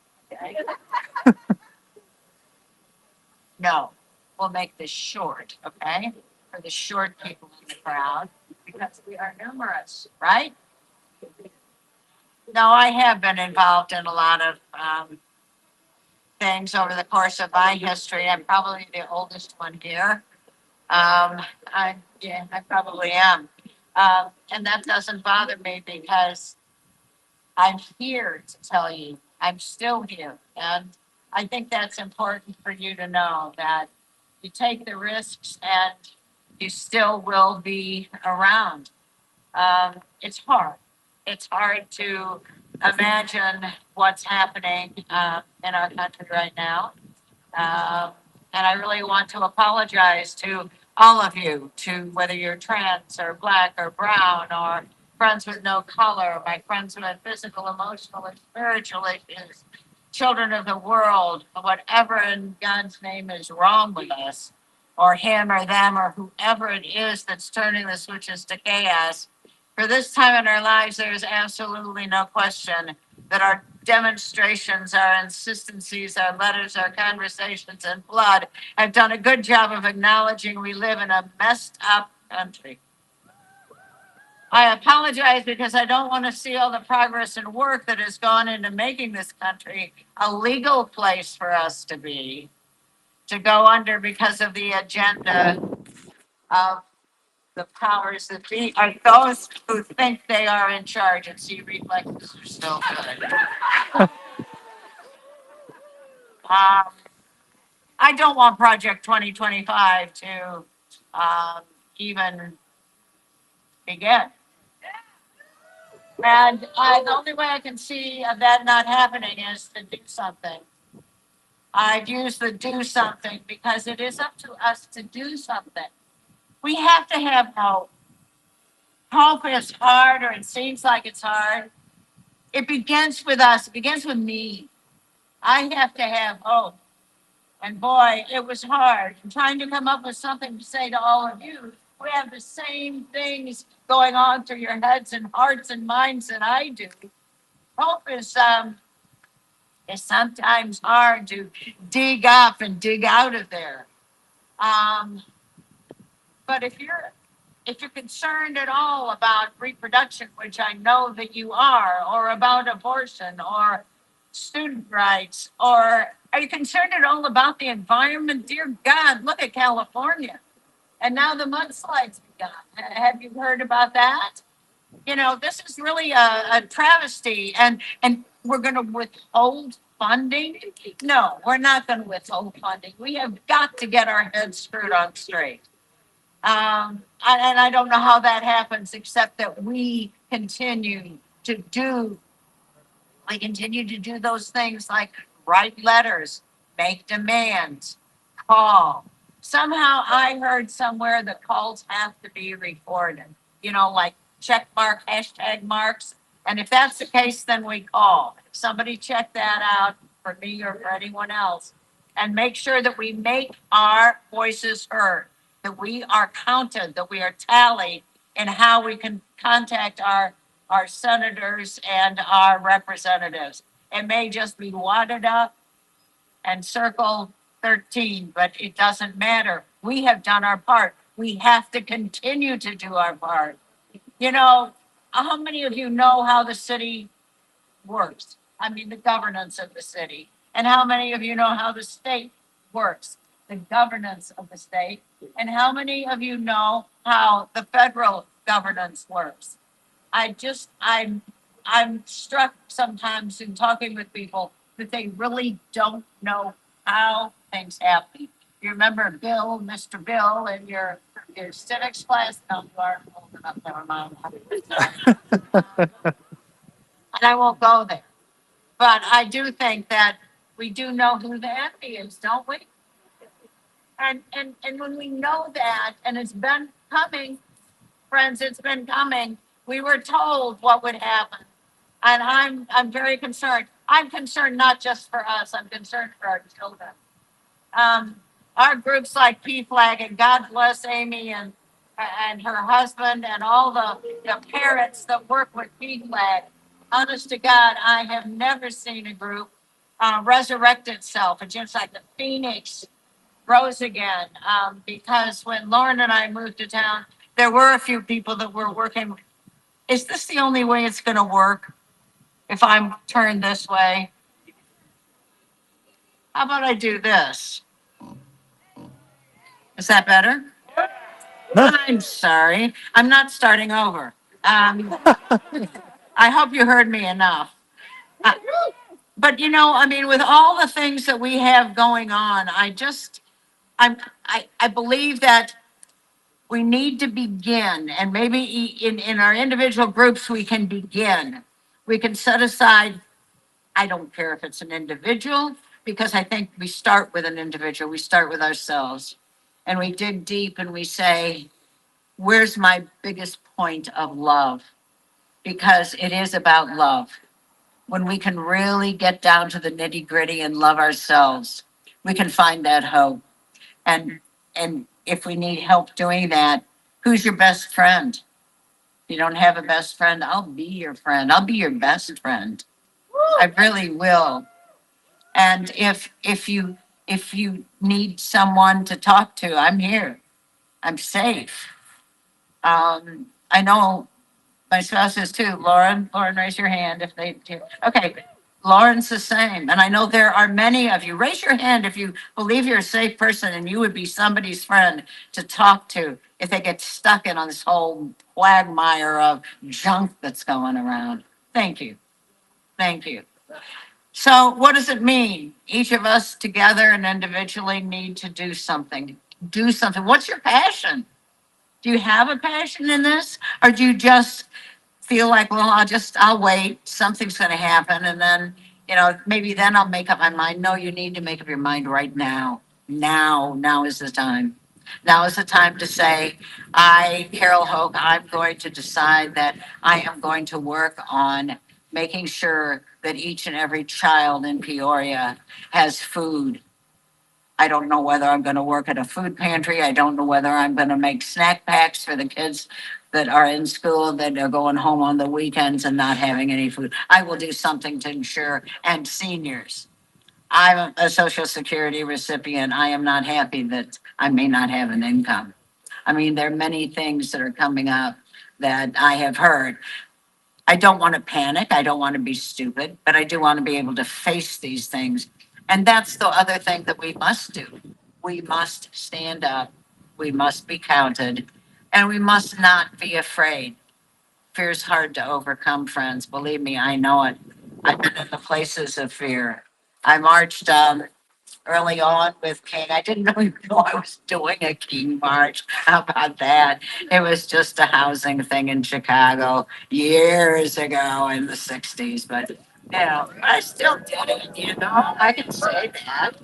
But I, I, I remember the first time I stepped off the curb in a gay pride parade, changed my life. It changed my focus and it changed my life. And I think the same thing about if any of you are here for your very first time, it may change your life. But the one thing also we have to do, we have to live with integrity. We have to speak truth.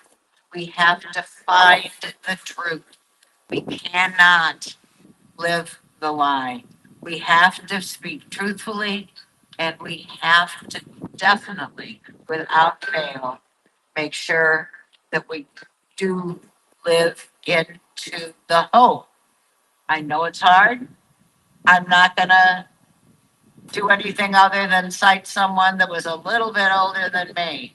Her name's Margaret Mead. If you have run across her, yay, see, there's someone in your history books.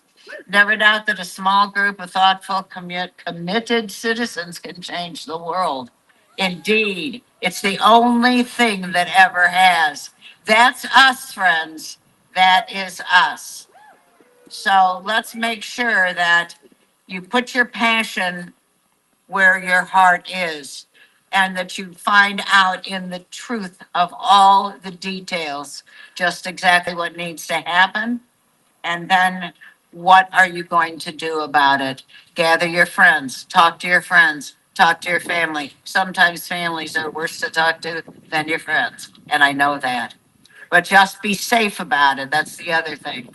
Kind of like coming out. Be safe about it, but tell the truth and know that you'll be free in that truth and the hope will come. Know that the hope will come because it's all we got.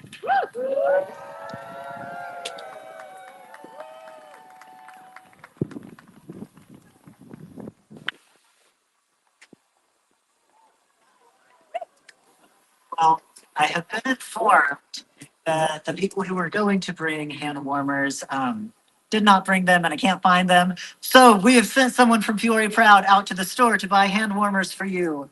Please don't hate me for this. We'll keep your fingers warm pretty soon. Just hold out.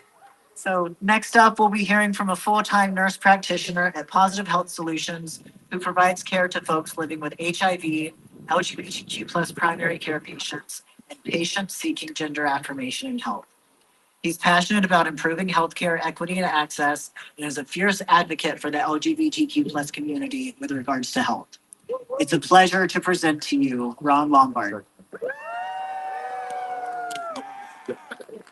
Just don't know. 3 people. Hey! Hey, I'm not short, so I'm gonna move this up. And I'm a geriatric millennial, so I have paper, so it'll probably blow away. All right. Hey, everyone. My name's Ron Lombard. I use he, they pronouns, like River said. I'm a nurse practitioner at University of Illinois College of Medicine, Positive Health Solutions here in Peoria. I do HIV care. Hey, for those living with HIV, we love you. I also manage primary care and gender affirming care, which we're lucky in Illinois to still have access to. My patients are coming from all over the country to access it, so we are very lucky to be here right now. Thank you for asking me all to speak today. And as we collectively gather to continue fighting for forward progress and standing collectively in unity against stigmatization, discrimination, marginalization, and victimization for vulnerable people. The focus of my talk today will be on healthcare with consideration to access, equity, and costs. I'm going to give you a little assessment of where our current laws are and our protections in Illinois because it seems very scary and it seems doom and gloom, but we do have some good protections here. And I want to talk about future trends for 2025 and beyond. So, where are we at today in Illinois? As of today, gender affirming care access, regardless of age, remains openly accessible in Illinois. Woo woo! Yes, trans lives matter. Under the directive of Illinois Governor J.B. Pritzker, Illinois has been declared a beacon of hope state for transgender folks. Yay! Current legislation in Illinois safeguards residents and offers protections for those who are traveling from other states seeking care that might be illegal in their home jurisdictions. Additionally, the Illinois Human Rights Act provides robust protections against discrimination based on gender identity, reinforcing the state's commitment to equity and inclusion. In 2023, House Bill 4664 was enacted, and that protects access to gender affirming care and reproductive health care in Illinois. Yeah, it also protects against healthcare providers being prosecuted for providing care in Illinois with those accesses outlawed in other states. So people coming here, we cannot be charged for providing that care. House Bill 009 in 2023 authorized an easier process for individuals seeking to change their gender marker listed on their birth certificate. Previously, you had to have surgery or be under hormone treatment to be able to change your gender marker. This updated law allows people to change their birth certificate, providing that petitioner signs a statement affirming their gender identity or intersex condition, which opens an easier path to legal recognition for transgender Illinoisans. Yeah. We have a grant program, the Transgender and Gender Diverse Wellness Program and Equity Program that was launched through the Illinois Department of Human Services in partnership with the Public Health Institute of Metropolitan Chicago. This program is designed to expand comprehensive, life-saving, medically necessary gender-affirming care to transgender and gender diverse and LGBTQAI plus individuals throughout Illinois. As of today, access in Illinois to reproductive care services remains openly accessible. There are currently no restrictions in place on these services today. In Illinois, people are protected by the Reproductive Health Act of 2019. This act gives each person a fundamental right to make individual decisions about their own reproductive health. This includes fundamental right to use or refuse reproductive health care, including contraception, sterilization, abortion, birthing decisions, and maternity care. So here's what's on the docket for 2025 in Illinois, and I think these are really exciting new changes, and I don't know if you know about them, so I'm going to give you an update. Illinois has just recently passed House Bill 2350. This requires companies in Illinois that provide health insurance to cover prostate cancer screening, cervical smears, and pap smears for all insured individuals regardless of gender. So this is really a great change as it clarifies and assures people get adequate screenings based on the organs they may have despite gender marker designation. Yeah, so better screenings, right? Better screening equals more diseases caught and better patient outcomes. We're sick of being targeted, stigmatized, and vulnerable. Illinois House Bill 5164 has modernized the state's name change process. It's about damn time, right? Shit. So we no longer have to publicize our name changes if we want to change our name. That protects our safety and protects us from being subjugated against hate, violence, and invasions of our privacy. An individual can request that their records be kept private if they feel like it would negatively impact their health or safety. They don't have to publicize it, and it only requires that you live in Illinois 3 months before you can petition the judge for a name change. Yeah. So nationally, the Inflation Reduction Act was passed by the Biden administration. As of January 1st, 2025, the new Medicare out-of-pocket maximum for prescription drugs for people on Medicare Part D is $2,000 a year. Still too damn high, but we can live with that more than what we had before. This new cap is expected to significantly lower out-of-pocket Medicare beneficiaries' costs, particularly those with high prescription drug needs. So, what's on the horizon for us? What will the attacks entail for us? Well, we have the Affordable Care Act, ACA or Obamacare. This contains non-discrimination protections, meaning that medical treatment must be given regardless of gender or sexual orientation. making it harder for a federal ban against any minority group to be enacted. As long as the ACA remains intact, there would be litigations to any executive order from Trump banning gender affirming care nationally. We have Title IX protections. This includes prohibiting discrimination and harassment based on sexual orientation and gender identity. These rights can be rolled back under the Trump administration, but they can also be moved forward with future administrations. We saw this with Obama, then Trump, and then Biden again. Biden. The House passed a ban on transgender athletes in girls' sports recently, but this will have to go to the Senate for vote, which will require 60 Senate votes, meaning Democrats would have to cross the line and vote in favor of the ban. This type of ban would threaten schools from losing funding if they violate the ban. Trump has stated that he would cut off Title IX funding for any school that promotes ideas related to gender transition or transgender people, whatever that means, but remains unclear how he would enforce this. State bans for gender affirming care on youth. We're currently, the Scaramucci case was heard by geriatric millennial, there we go. The Scaramucci case was heard by the Supreme Court, and that looked at a Tennessee ban on gender affirming care for youth. If upheld by the Supreme Court, then other states with bans on trans health care for youth could stay in place. Currently, we have Medicare services for those who are 65 and older that will cover gender affirming care. Veterans Affairs covers hormones in our country, but not surgical interventions at this time for transgender individuals. And then Medicaid is a program for lower income individuals, and those programs are largely run by individual states. And Illinois does cover gender affirming care in its Medicaid plan. It would be difficult and challenging to implement a national ban on gender affirming care by executive order. This would face a lot of litigation at the state levels and provide access to gender affirming care.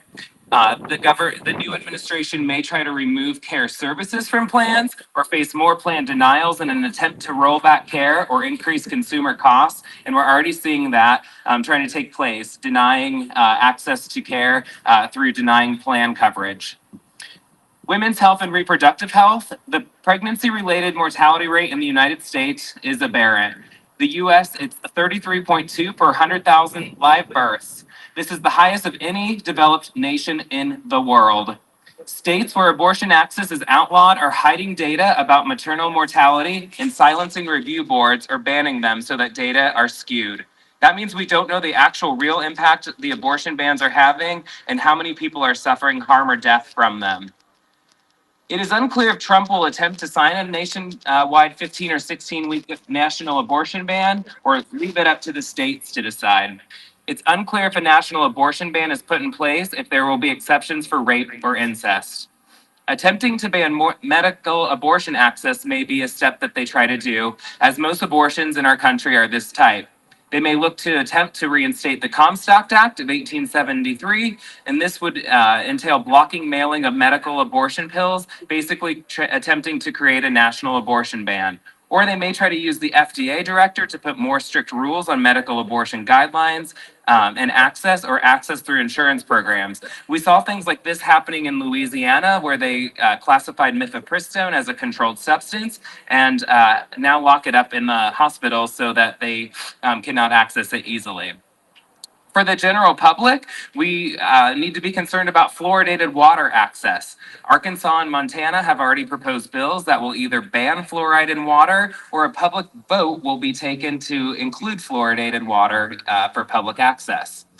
Vaccine access can be jeopardized under the new JFK, with JFK coming in, possibly requiring parents to sign consent for vaccines for minors who are age 14 or over, whereas currently children 14 and over can self-determine their right for a vaccine. One of them that I think of, HPV vaccines. If parents want to refuse it for the kid, they'll be able to. So to start wrapping up, we're fortunate to live in Illinois with a governor who is standing in solidarity with our communities. Governor Pritzker has stated to anyone who intends to come to take away a freedom and opportunity and dignity of an Illinoisan, I would remind you that a happy warrior is still a warrior. You can come for my people, but you will have to come through me. Yeah.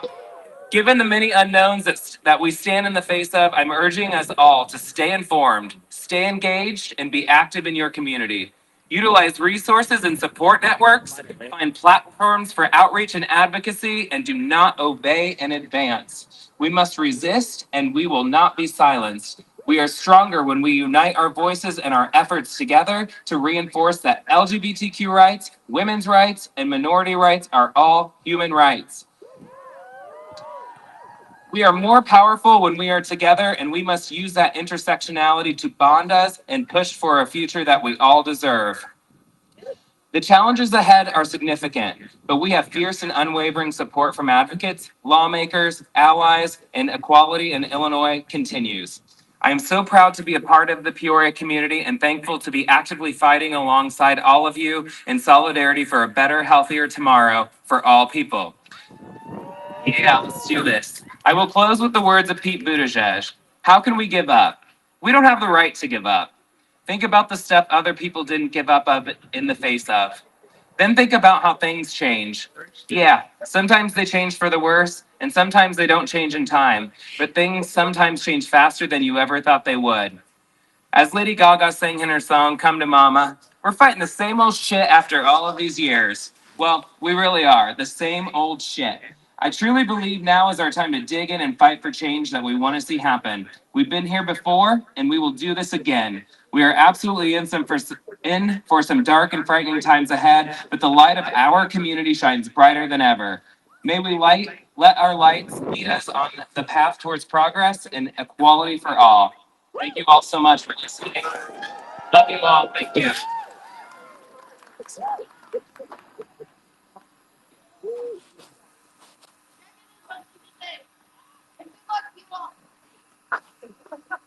I have fantastic news. We have hand warmers. Thanks, Courtney. If you haven't already gotten some, I know Cyrus was distributing them. You can also head over to the tent and we will give them to you this time. We're almost done. We have 3 more speakers for you, and they all promised me to keep it short. So I promise you won't be freezing much longer. Our next speaker works for the community nonstop. He's the president of CPUSA Peoria chapter, chairs the Community Engagement Committee of the NAACP's Peoria branch, and is the organizer of safety at the People's March today.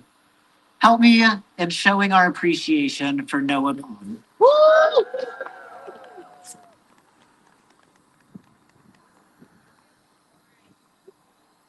Hello, everyone. I am freezing, so I'm going to be like super quick. So, thank you all for being here today, for being present and answering the call that I'm sure we're going to have to answer a lot more in the next few years. My name is Noah Palm, and I'm been asked to speak on behalf of the Peoria branch of the NAACP. The NAACP is a civil rights organization whose vision is to create an inclusive community rooted in liberation, where all persons can exercise their civil and human rights without discrimination.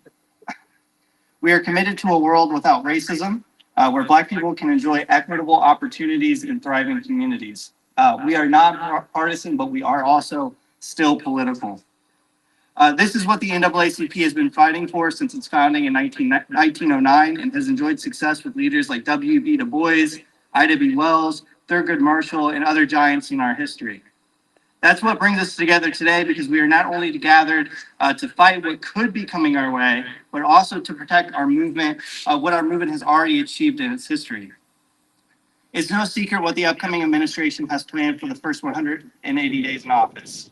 Project 2025, a policy agenda proposed by a coalition of over 100 conservative organizations, is real and a dangerous playbook for all of us, but especially Black and marginalized communities. The NAACP stands firm in denouncing Project 2025 and instead projects our 2025, a collection of policies aimed to benefit Black Americans and the entire nation. That means higher wages, investment in schools, and pathways to progress with our criminal justice system, and so much more. In order for our 2025 to become a reality and for us to ditch Project 2025, it is crucial that our officials are elected at the federal, state, and most importantly, the local level that are willing to work with the community and protect us from harmful policies and legislation. But let's be clear. Those harmful policies and legislations have already begun well before Inauguration Day on Monday. In 2023, the Supreme Court ruled for ending affirmative action in higher education. Instead, universities must have a completely, quote, colorblind admission process while still upholding universities' ability to grant special admission privileges to legacy applicants. Hypocritical. Uh, Not only does this strip a university's ability to create an equitable admission process, it also opens the door for challenges against diversity, equity, inclusion, or DEI measures in the workplace. This is crucial because we know from Project 2025 that's exactly what they plan to go after next. I'm proud to live in a city that DEI has been at the forefront of legislation at the local level. The Equal Opportunity Office has a number of strong programs that fight for equity in our community, such as minority procurement, Fair Employment Commission, Fair Housing Commission, construction monitoring reports, an affirmative action plan, and the Joint Commission on Racial Justice and Equity. However, all of these programs only exist because of the long struggle of Peoria residents fighting for these initiatives, and because we currently have a majority of local officials that want to protect them. On the other hand, we have seen what our local officials did in response to the Grants Pass decision in the Supreme Court that allows for local municipalities to fine and imprison unhoused residents for camping in public. Right. About 40 days after that Supreme Court decision, Peoria City Council had already had a reading of an encampment ban ordinance that would later be passed in a 6-5 vote. As these things start to unfold at the national level, it is essential that we pay attention to what is happening at the local level. Early voting has already begun for the primary of local offices, and April 1st is the general election. This includes, but is not limited to, city council district seats, the township supervisor, and a heated mayoral race that is You want me to hold it for you? important impacts depending on how it goes. On top of paying attention to who is running for office and voting, it is also important to remain aware of what is happening at meetings that these elected officials have in public.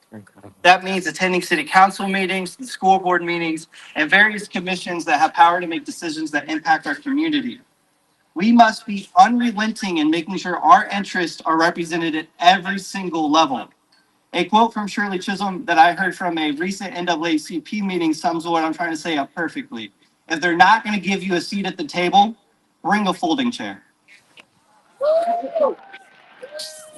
As we move forward, we must remember that there's a big difference between a moment and a movement. A moment is a flash in the pan. Here one minute, gone the next. A movement.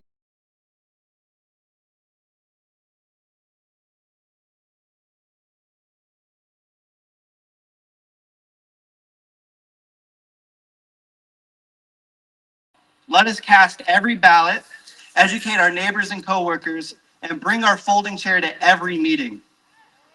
The difference between whether we protect and expand our hard-won freedoms or whether we see them stripped away lies in our unwavering commitment to the cause.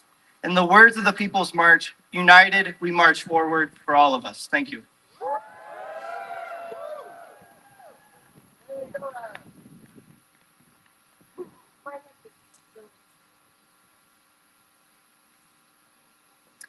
Our next speaker is a Peoria-born child of the 70s, Peoria Central High School graduate, hippie rebel living for peace and brotherhood who's become a fierce advocate for human rights. She's also an active member of Peoria's chapter of the National Organization of Women, or Peoria Now. Using music as a form of therapy, let's extend our warmest greeting to Kathy McNeil.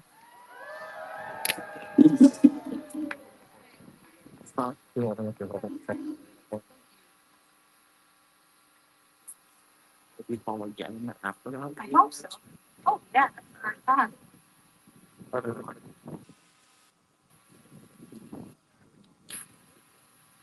like to tell you a little bit about Peoria now. I just want to dedicate this to Heather McMeekin. Heather McMeekin was. Yeah. Okay, thank you. So, along with Peoria Now, even the rights groups such as ACLU and others have been working towards an equal rights amendment. You got going around to sign, but we only got a few more days before it's to me whether it's even looking like it's possible. Um, thank you. It's caught on my thank you.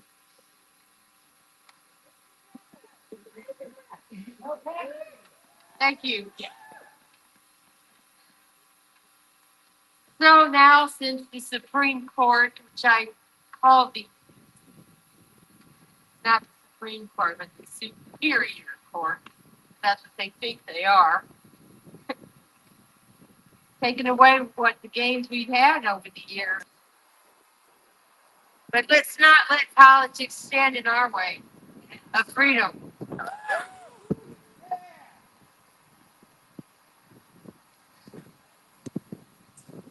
A friend of mine is here, and we're thinking about having just a short sing along when I get done with my speech.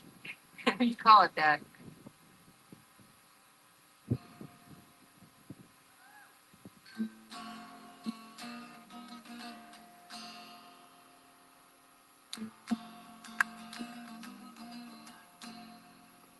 Well, I never did crawl and I never did toe the line.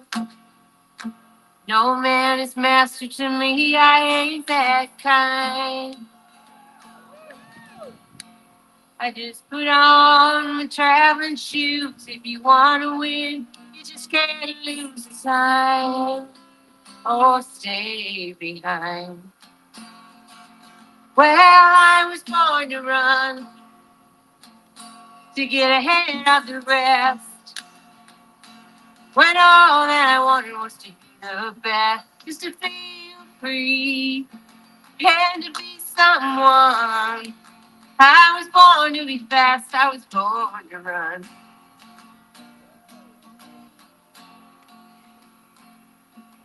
Well, I take my chances, sometimes I make mistakes. But you don't get nothing unless you make the break. Living is dangerous as dynamite. Sure makes you feel nervous, but it makes you feel alright. Makes you feel alright. Well, I was born to run, to get ahead of the rest. When all that I wanted was to be the best, just to feel free and to be someone. I was born to be fast, I was born to run.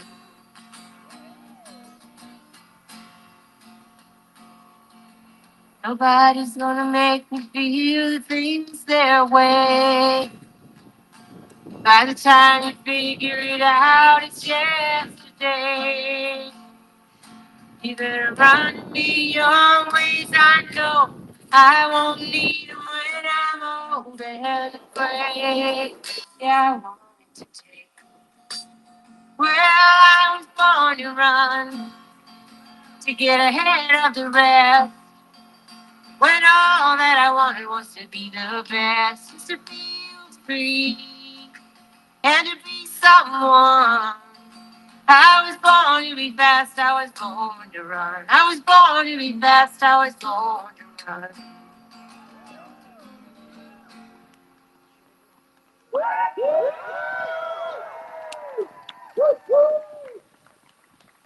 So that was my pledge to demand change.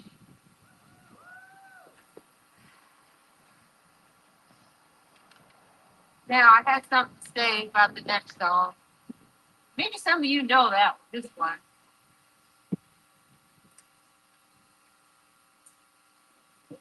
So I'm angry. Anybody else angry? Right? Yeah.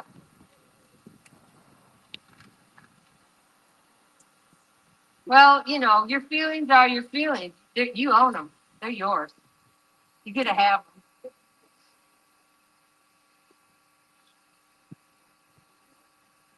I got to look at the words.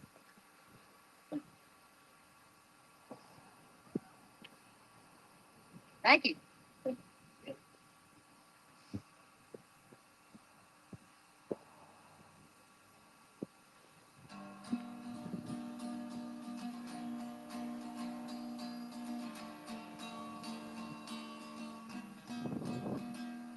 You're wrong about virtues of Christianity. And you're wrong if you agree with Sean Hannity. If you think that pride's about nationality. You're wrong. You're wrong when you imprison people turning tricks. And you're wrong about trickle down economics. If you think that punk rock doesn't mix with politics, you're wrong. You're wrong. Hating queers, eating steers, and especially if you're just there for the hunt. Uh oh. Uh oh. I got these magneted down and everything. That's mighty strong wind today. That's that's just the words in this song. I had to do it. We'll make it work. And thanks for hanging around all this time.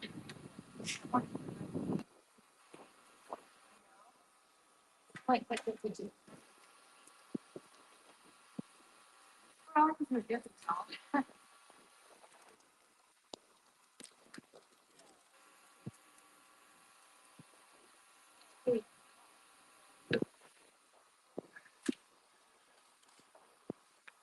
Oh, you're right. Something. Ah, well, okay. I got these really cool magnets. What up? They can't. The music stand still standing. Oh, that's something. Something stronger. In the cold. There. All right, there. I don't think it'll blow right now.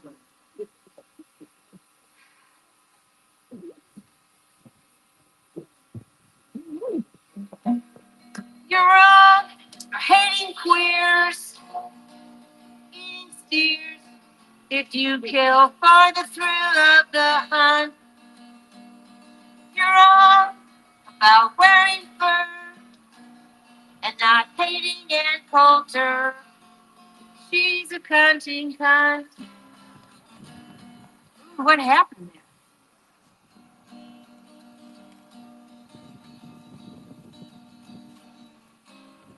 You're wrong if you celebrate Columbus Day. And you're wrong if you think there'll be a judgment day. If you're a charter member of the NRA, you're wrong. You're wrong if you support capital punishment. How gross. You're wrong if you think. Oh, wait, that's a different verse. You're wrong if you support capital punishment. And you're wrong if you don't question your government.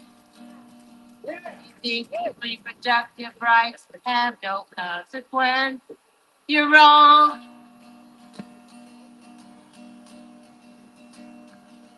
Wrong. Fighting jihad. Your blind faith in God. Your religions are all flawed. You're wrong about drug use when it's not abuse. I hope you never reproduce.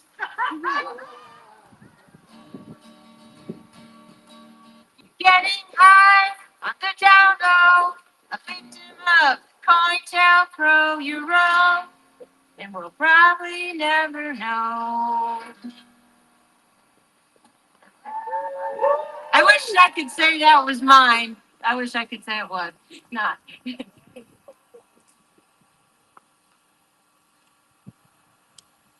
Get closer.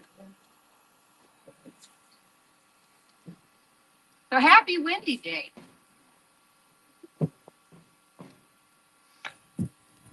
It's Saturday.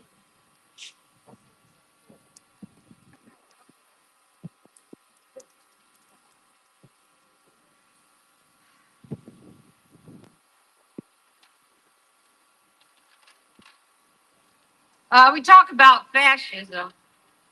Mm.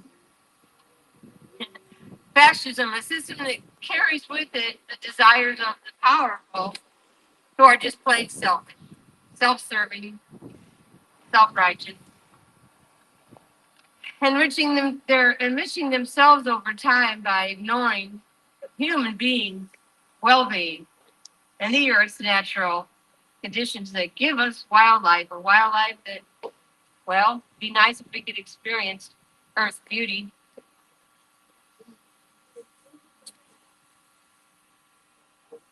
So I am an ape man.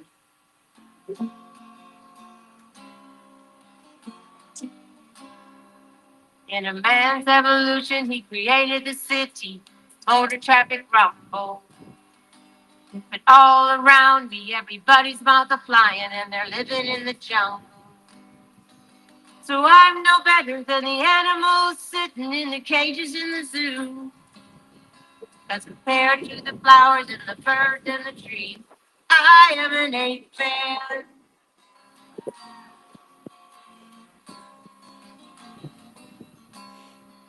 I think I'm so educated and I'm so civilized because I'm a vegetarian.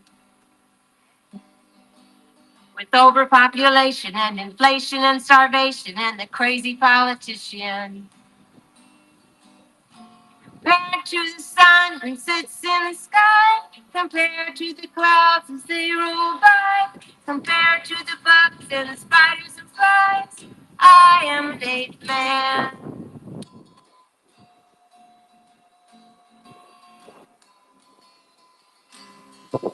I look out the window, but I can't see the sky. The air pollution is fogging up my eyes. Wanna get out of this city alive. I am an ape man. I'm an ape man. I'm an ape woman. I'm really an ape man. I'm a King Kong man. I'm a voodoo woman. And I'm an ape man. I don't feel safe in the world no more. Don't wanna die in a nuclear war.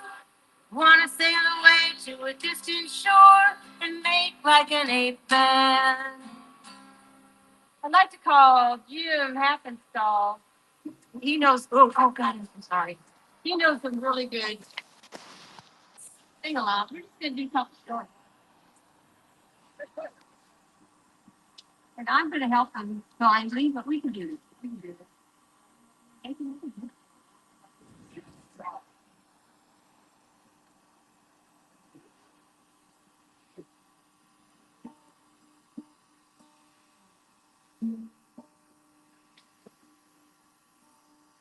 You know, when it's cold like this, instruments aren't real happy.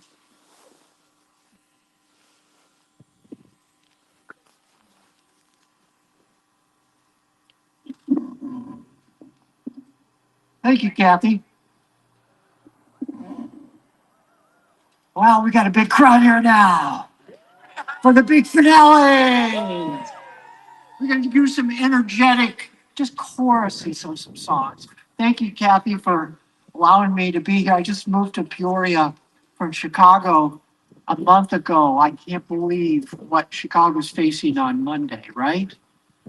Peoria's got to be simpatico with Chicago because the big raid is coming to town in Chicago. We're going to fight back in Chicago and fight it back here.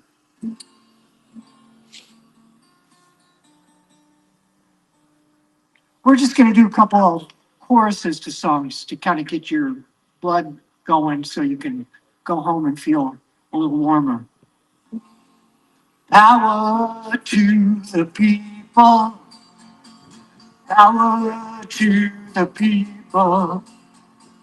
Power to the people. Power to the people right on. Power to the people. Power to the people. Power to the people. Power to the people right on. Power to the people. Power to the people. Power to the people. Power to the people, right on. Power to the people, right on. Power to the people, right on. Okay, that's enough for now. Going on to the next speaker. Thanks again. I'm glad to be back in Peoria. Power to Peoria, right on.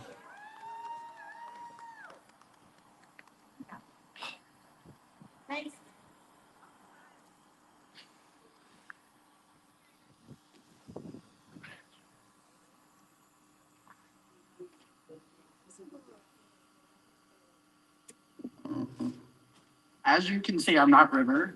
He's in an interview right now, so I'm stepping in. Last but certainly not least, thank you.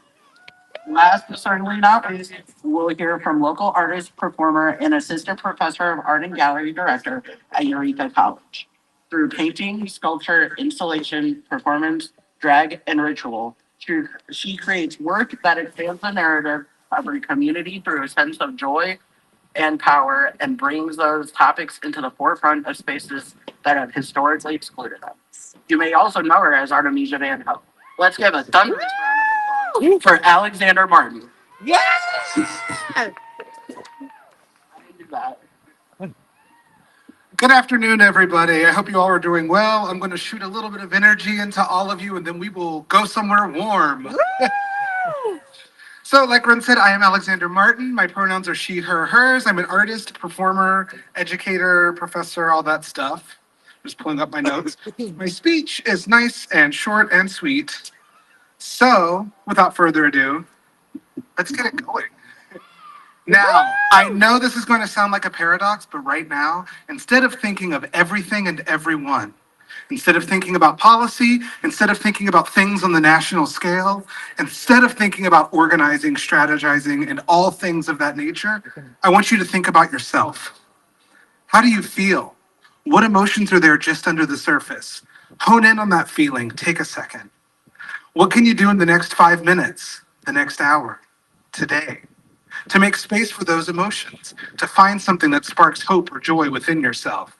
I know with world events and news and political events that it feels like you can never find those things, but just for a moment, tune out distractions, hone in on what you can do for yourself today to feel good. For me, I've had to do it my whole life to survive, to make space for myself in spaces that exclude. So at this point, it comes a little easier to me. For some of you, it can take weeks, months, and even years. Any emotions that come to the surface and spill out on your path to center and celebrate joy, balance, and rest, let them. To hold them in and let them fester under the surface does nothing but harm in the long run. There will be grief and there will be shedding, and you will experience shame, but these are the steps necessary for personal liberation. The reason I ask this of you is because we are inundated with information every single day. We are so plugged in to anything that happens as soon as it happens. We have access to information in a way that our ancestors never did. Although a tool for organization and accessibility in the day to day, it's overwhelming and too much information to access for one person at one time and can leave us paralyzed by fear and in a space of indecision. We gather today to take action, to plan, and to strategize, but we also can't forget to take care of ourselves. As someone who knows what anxiety feels like, whenever something strikes that chord, I understand the impulse to want to remedy it immediately, to fix it, to do anything to fight what is causing that sensation. But sometimes you have to sit with it. If you're not in a place where you are taking care of yourself, how can you have the tools necessary to fight? How can you have the resolve to face challenges to protect what you care for? The world may seem scary, and it is. As a Black trans woman surviving and, in my opinion, thriving, I know how scary these things feel. I know what it's like to feel that no one wants you, that everyone's out to get you, and there's no place that you can truly feel safe. But guess what? And this may sound a little bleak. That sensation, in some way, shape, or form, is always going to be around. Until the world truly ascends and becomes a paradise of human connection, hope, and prosperity, there's always going to be a space where you feel that. But please don't view that as a negative. Don't let that lead you to despair, because I know every single person here has experienced joy at one point. You have experienced bliss. You've experienced connection. You've experienced love. Despite the uncertainty of the world and the sensations that may generate in you, good things exist in this world as well. Our ancestors, the powerhouses that came before, had to survive during much darker times, and we still hear their stories today because they knew what they wanted and needed to live and to love, and they let nothing stop them from doing so. You are making that history right now. You are the ancestors of your descendants tomorrow. Your stories will be carried through the years as someone who lived bravely, who lived boldly, who found joy and life and a space for themselves and those they love.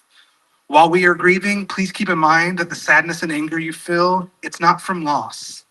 What you're grieving is the last morsel of trust you had in a system that was never meant to help us, that was never meant to let people like me, people like us, gather or empower ourselves.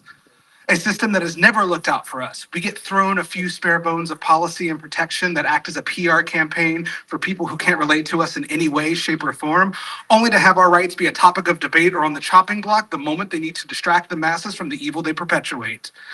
And when these policies for our benefit are passed, it's through the hard work and dedication of people like us, not any official, but folks like us working hard to create space so that we may thrive. Even today, before an inauguration of a villain and monster, there are bills being passed that attack my community. There are sanctions and policies in place to keep trans people out of spaces, to remove their sense of safety. But instead of lying in despair, instead of wallowing in fear, I look to my ancestors that existed in their truth before any of this existed. Before there were policies to protect them, before there was a space to embrace them, the brave folks that came before that lived in their life and their truth because it was the only option. And it's the only option for us as well. The reason I asked you at the beginning of this conversation to remove excess information and separate yourself from the policies and news and everything else that we inundate ourselves with on a daily basis is because you're here right now. You as a person are existing in front of me as a person. You are here because you're angry or scared and also because you want to live. And guess what? You already are living.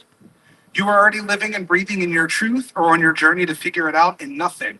No policy, no politician, no police officer. No one is going to take that away from you. I'm not saying and this government that uses us as cannon fodder is for sure going to make it as hard as possible for us to be in our truth. When I'm sitting at home, though, by myself, doing whatever I need to do as a person, whenever I'm existing, surviving, or thriving, I'm in my truth, and they are not going to take that away. Even if I am hunted or ostracized or chased down for being who I am, it's only because nothing will stop me from doing so. Trying to sweep us under the carpet will not keep us from existing and not keep us from prospering. It never has, and it never will. The recent movie Wicked, the film adaptation of a musical of a book written by a gay man of a children's novel, comes to mind. The titular character Elphaba, also known as the Wicked Witch of the West, is defamed and hunted for standing true to what she believes in. It is not the popular choice to stand your ground and stand in your belief. It is not the popular choice to be vocal about the things that disrupt you. But when things are disrupting us, it's time to disrupt them. I think of someone ostracized for the color of their skin, for a power within them that is no one else's to control, for being hunted, for having the audacity to care about someone different than them, not just in a performative sense, but actually care and want something better for themselves and others. I think of the folks who want to do good or feel the call to do good, but are so wrapped up in the performance and masquerade of white supremacy that there is a fear in them to ever speak truth for fear of what it will take away from them, for fear of what it might bring them discomfort for saying something for those who are struggling. I think of those who would rather hunt, ostracize, share lies, and embrace a false narrative of wickedness than muster up the courage to question those generating these stories, to actually direct their anger to the systems and tools of oppression instead of towards the victims of it. Now is our time to defy. We already have been against every single policy and barrier that has been put in our path. We are defying them every day that we live. Every time that you center yourself and find joy and find connection, find true community, you're defying those powers that contain and existing outside of their cage built for you. I want to leave you today with this. There's a saying in various religions and spiritual communities, as above, so below, as within, so without. You want to make change on the macro scale, you need to be able to do it on the micro scale. If you want to stand up to corrupt politicians, you need to stand up to your corrupt neighbor. If you actually want to make a change, listen to the voices of those who are targeted. Don't speak for them, but truly listen and sit with your discomfort if you're experiencing that. If you make the changes in your life for the better, the effects of that will ripple out to a larger scale, and we will create a wave that is speeding towards true liberation.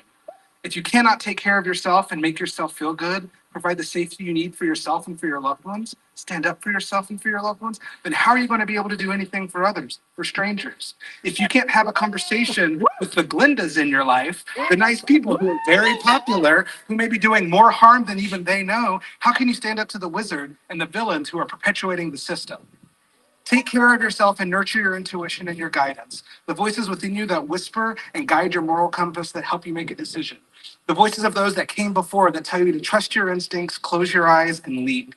Be in a space where you can care for yourself enough to nurture that intuition so you can make a judgment call, so that you are not afraid to stand up to the villains hiding in plain sight, so that you are not afraid to have a conversation that can lead to change, so that you are not afraid to face your own mistakes, so that you give yourself grace and grace to others, so that you aren't afraid of the discomfort that comes from saying and doing what is right. And you need to take care of these things so that you know when you have those hard conversations that real steps are being taken, that you're being listened to and understood, and that change can be made for good. In these years to come, with the folks who know how to organize, work with them. Work with the people who are being affected, who are already doing the work and have been, no matter who's in office, who have set a standard of survival for longer than any of us have been alive. If you feel like you want to take on the world by yourself, but you're not in a space to take care of yourself, you won't survive that journey. Lean into conversation with community. Be a good friend. Be a good neighbor. Be a good communicator. Do these things on the smallest scale so that collectively we can topple the largest. Don't sign up for every single opportunity. Organize and be angry, but don't sign up for every space that you're called into, because if you're like me and exist in many intersections of identity and culture and represent the population most harmed by these oppressive systems, then people are going to reach out to you to hear your voice. And even people with the best intentions will still take advantage of that. What is important, and I'm specifically speaking right now to my Black and trans siblings, those who are bearing the heaviest burden of marginalization, who are navigating the most marginalization, who are affected not only by the oppressive powers that restrict, but are also gatekept or ostracized by imperfect allyship. This is for you. The most important thing is your peace, your energy, and your rest. Make sure you are nurturing that seed so that you establish roots and stability in a way that not even the toughest, most evil can topple you. Know what you believe in, know what you love, know where your own moral compass lies. Not the one that's popular, nor the one that's the easiest to digest. Your own true intuition and moral compass. Know what your standards are, and if you create a space for yourself and then begin to share that with others, no one will ever take you down. Thank you all so much.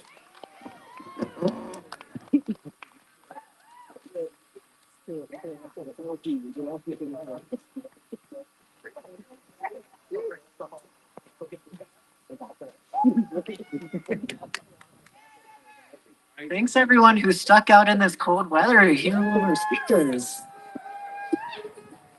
They were truly inspiring, weren't they? Thank you to all of our speakers who came out today. Please help me give them another round of applause. These people volunteered to be here today because they truly care about the progress and safety of our community. Look around and take in your peers. While we all might be here for different reasons, we're all here to fight for progress. Every face that you see is here with you and for you. We'll be gathering for an after party at W.E. Sullivan's from 1 to 4 today, so please join us to warm up and mingle with like-minded people.